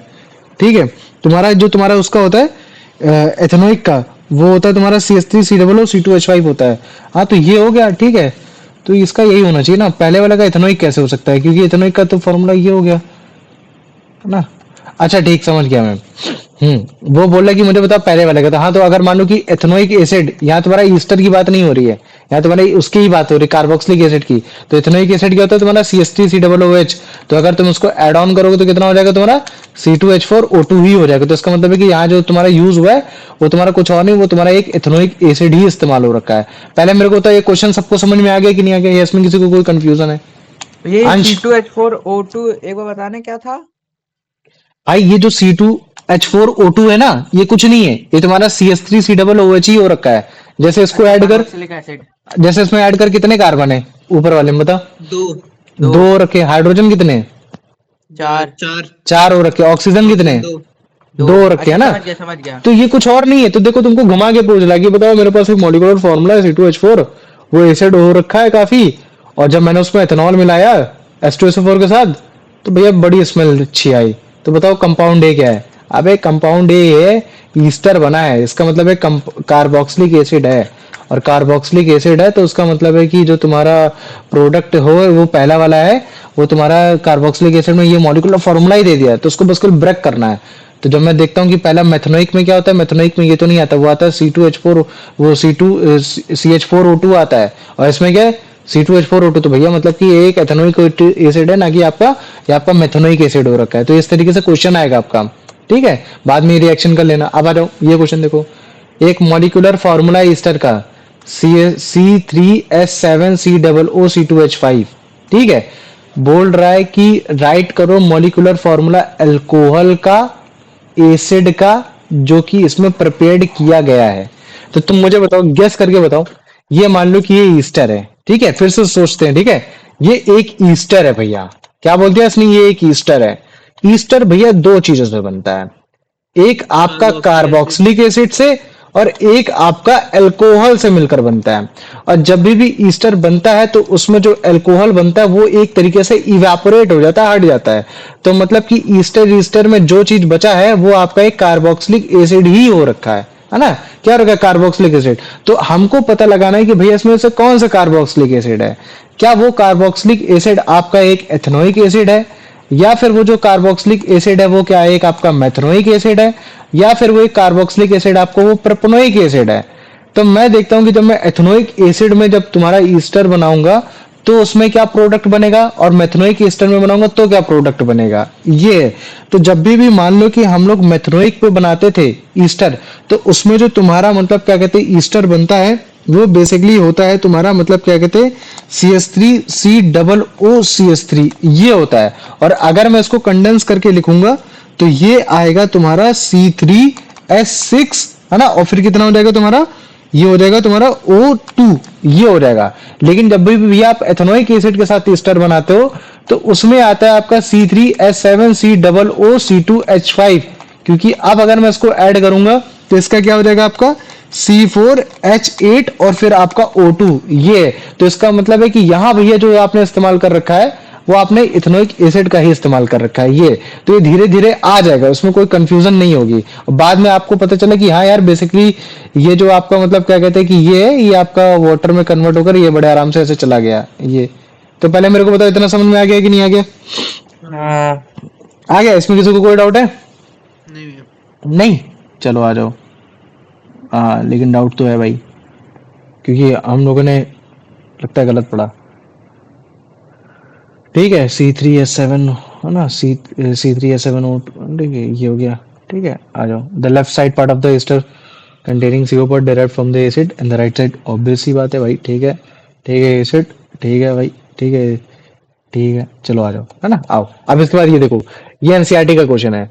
How ethanol and ethanoic acid can be differentiated on the basis of their physical and the chemical properties. सोच लो, फिजिकल प्रॉपर्टीज। तो सबसे पहले फिजिकल, टेम्परेचर भैया 78 डिग्री और 118 डिग्री। Very good. ठीक है, अब कलर, कलर के बारे में बता। प्लीजेंट स्मेल होती है, कलरलेस होते हैं दोनों। प्लीजेंट स्मेल किसकी होती है? दोनों की होती भैया। प्लीजेंट स्मेल दोनों की होती है। हाँ हाँ भैया, अल्कोहल की भी तो प्लीजेंट होती है। भाई तभी तो मजा आती है। ठीक है, लेकिन मेरे को तो बर्निंग टेस्ट किसका होता है? बर्निंग टेस्ट भैया अल्कोहल, अल्कोहल का। और तुम्हारा मतलब क्या कहते हैं सोर टेस्ट किसका होता है? सो टेस्ट इसका। एथेनोइक। है क्या ना, नाम, इसका एथेनॉइक। एथेनोइक का हो गया। ठीक है, ये चीज है ना। तो ये सब तुम फिजिकल उसमें बता सकते हो कि लिक्विड और स्टेज भैया में ये फ्रूटी, वोलाटाइल है कि, हाँ। नहीं नहीं, फ्रूटी तो उसमें होता है ना भैया जब वो ईस्टर एथेनो, बनता है। हाँ ईस्टर बनता है, ये है। तो वो तो हाँ। तुम्हारी बात की बात याद आएंगे। ठीक है, लेकिन ये जनरली है। तो तुम बताओगे कि लिटमस पेपर में वो तुम्हारा ब्लू में रेड में कन्वर्ट कर देगा, वो कुछ भी नहीं करेगा क्योंकि उसमें कोई भी आयोनाइज्ड पार्टिकल नहीं होते, ये। बाकी आप उसमें अगर आप कोई और चीज मिलाओगे तो उसमें आपका हाइड्रोजन गैस निकलती है, इसमें आपकी CO2 गैस निकलती है एथेनोइक एसिड में, है ना, ये सारी चीजें। तो ये काफी अच्छे से मैं पढ़ा चुका हूँ। अभी पहले मेरे को तो इसमें किसी को कोई डाउट है? किस कार्बोक्सिलिक एसिड में किसी को कोई भी डाउट है? एनीवन? क्लास ले आ लेना जाओ, भैया, ठीक ठीक है, है भैया, आ मैं जाओ। जा रहा हूँ भाई। एक second. Question number 1, what is the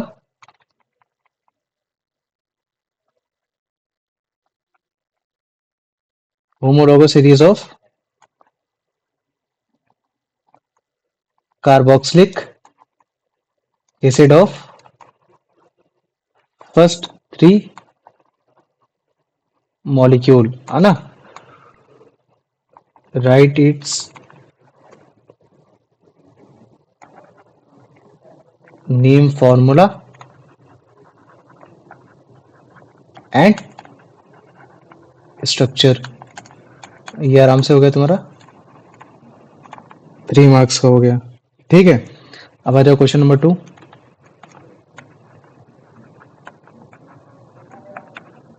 what are the physical properties of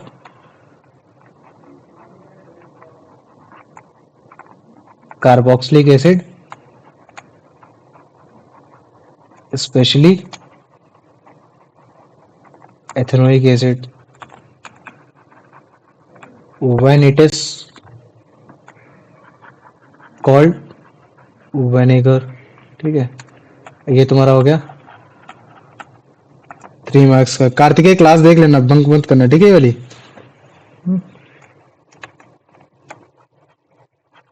what test occur on litmus paper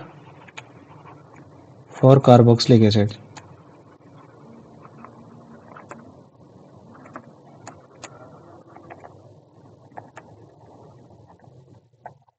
How do we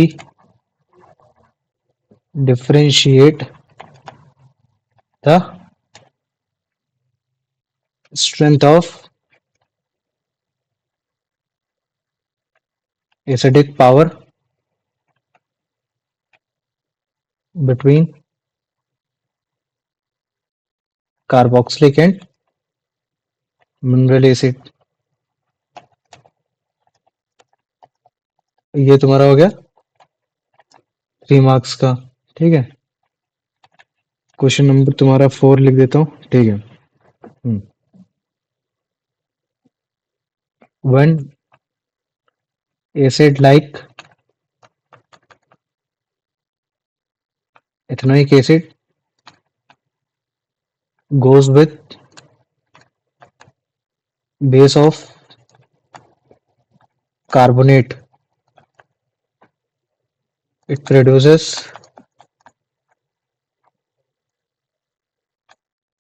CO2 gas and formation of salt. है ना? Illustrate with NaHCO3 Na2CO3. ठीक है, आराम से तुम्हारा ये 3 marks का हो गया. ठीक है, आ जाओ क्वेश्चन नंबर 4 है ये. अब ये क्वेश्चन नंबर 5. ठीक है. What happened with ethanoic acid if react with strong base not by base which is in the form of carbonate. ठीक है, 3 मार्क्स का हो गया. ठीक है, ये हो गया तुम्हारा, अच्छे से समझ लिया. ठीक है, आ जाओ क्वेश्चन नंबर 6. ईस्टर. ठीक है, व्हाट इज ईस्टर, है ना? What is ester. ठीक है, does ester can be formed by any carboxylic acid? If yes, give its name and molecular formulas. है ना? ये आराम से हो गया, 2 मार्क्स का हो गया. ठीक है, ये आ गया. आ जाओ. What happened when we hydrolysis the ester? ठीक है, illustrate with equation in which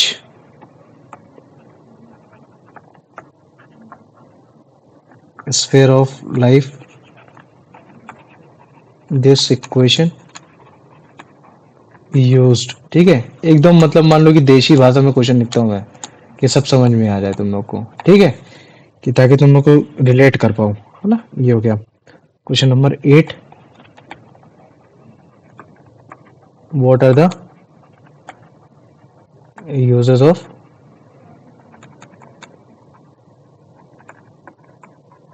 ethanoic acid? 3 marks का है. ठीक है, आ जाओ. तो इन क्वेश्चन में किसी को कोई डाउट है आज के टॉपिक्स में, एथेनोइक एसिड में? एनीवन?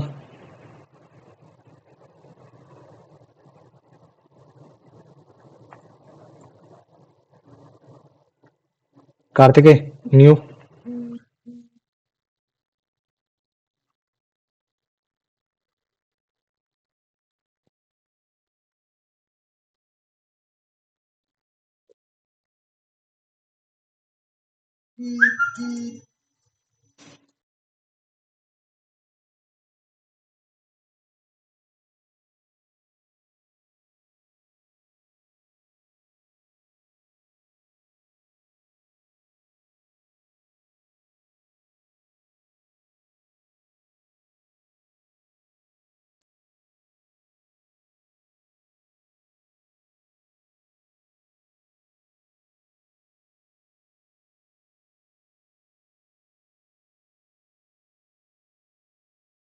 कार्तिक, आशीष से बात होती है?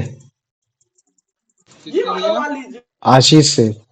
नहीं भैया, अभी क्या कहते हैं, 1 महीना हुआ होगा, नहीं हुई है बात। हाँ?